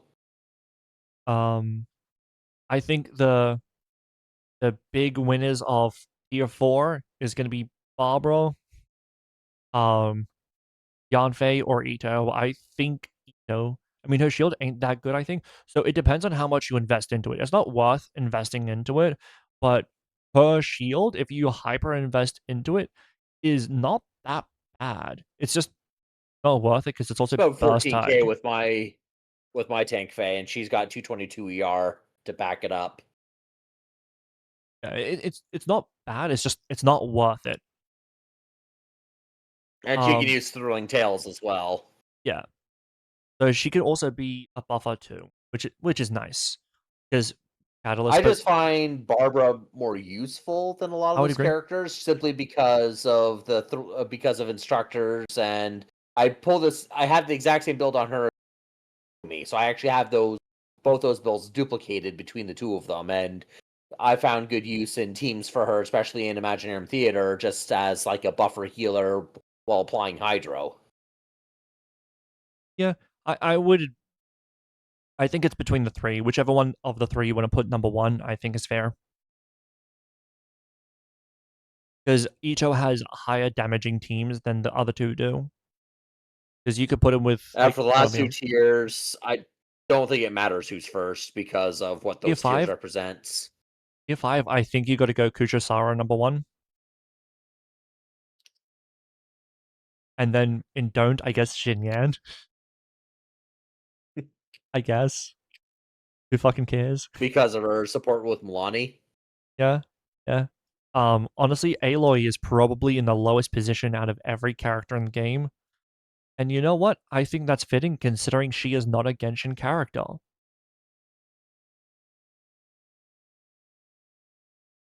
I think a Jinya Genshin needs character. buffs. Oh yeah, she for sure does. But She yeah, needs a dedicated role. She's kind of like all over the place with how her kit is. yeah. She doesn't have That's a dual scaling, she misnomer. has Aloy split doesn't scaling. actually exist. Oh, Aloy exists? Not really. This is the last time you saw an Aloy. But yeah, the fact that she has split scaling instead of dual scaling hurts her immensely. So yeah, I think I'm pretty happy with this list. What about you? I am pretty happy. I would still like to see Jinyan get more to her kit that actually gives her a dedicated role that she can be used in. Yeah. So she actually can bring something to the party. Because I do like her as a character, but her kit just doesn't seem to do anything. Yeah, if there was certain buffs that I would bring to the table, one would be like a leeway buff for like maybe a Adepti. That would be a neat one. And then potentially, well, there's one that I was thinking of, but I don't necessarily want anymore now, is a Knights of Favonius buff. The reason I don't want that anymore now, because there's too many Hexrite characters that would benefit from that, and that would be too unbalanced. Like, could you imagine a Knights buff for characters like Fischl? What the fuck are we doing then? They could skip the Hexrite characters, and they could still buff characters like Eula. I mean, yeah, so that's what I'm thinking of exactly, is like characters like Eula would get a significant buff, which would be really, really nice. You can get that for Amber, which would be really, really nice. She's tier 4. Lisa could maybe get out of tier 3, and you're starting to get into places where these characters who were not very neat, were not very strong, are getting pulled up, because there's not many characters that are high tier when you're going Knights of Favonius. But oh shit, I'm going over my timing. Over. But oh, and the last one I would consider is Archons. Yeah. Glad Venti got a buff. He needed it. He needed the place in the game. For sure. But But yeah, I think that wraps it up. I think so. All right. Well, I'm glad we did this. Maybe we'll do this again in another year when we're in the next zone and we have the next Archon and all of that. Holy shit, Floor with a 30 stream streak. Thank you so much. And yeah, I'm gonna put the tier list um in my Discord. The Discord and also the YouTube is in the pinned comment, so the VOD will be up on YouTube probably later today. And yeah, so subscribe on YouTube, join the Discord, and let's see who we're gonna raid out to. I'm also going to have the tier list in my Discord as well. So we'll have that list.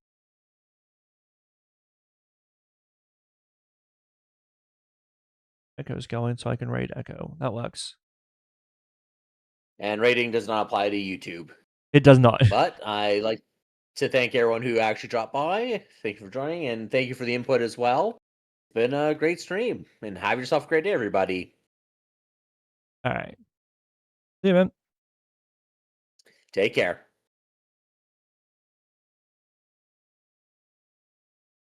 So I think I know exactly who I want to raid. Oh, hey, Kiro. Welcome in. You're here at the end of the stream.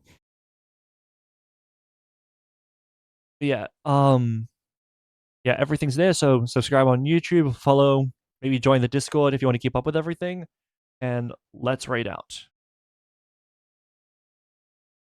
I've been lagging. All right, sweet. I was worried that you would miss everything. This is gonna be in the Discord, which I already said. Trying to think of in case I've missed anything. I don't think so. You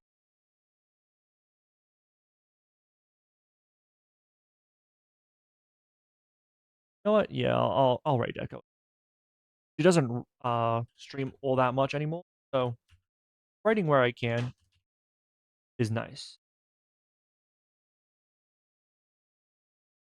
All right, I should probably fucking.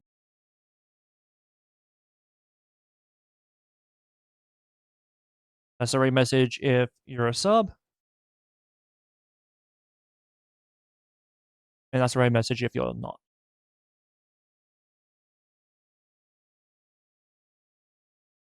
Yeah, that honestly went a little bit longer than I expected, and there were surprising rankings that like caught me off guard.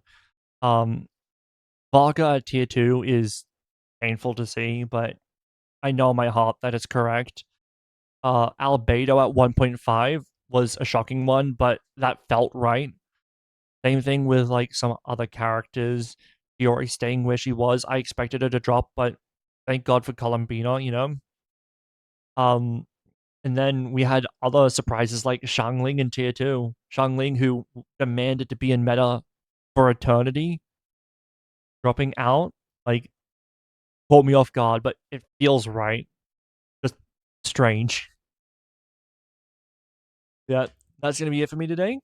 Thank you everyone for stopping by. I'll see you guys next time. Later.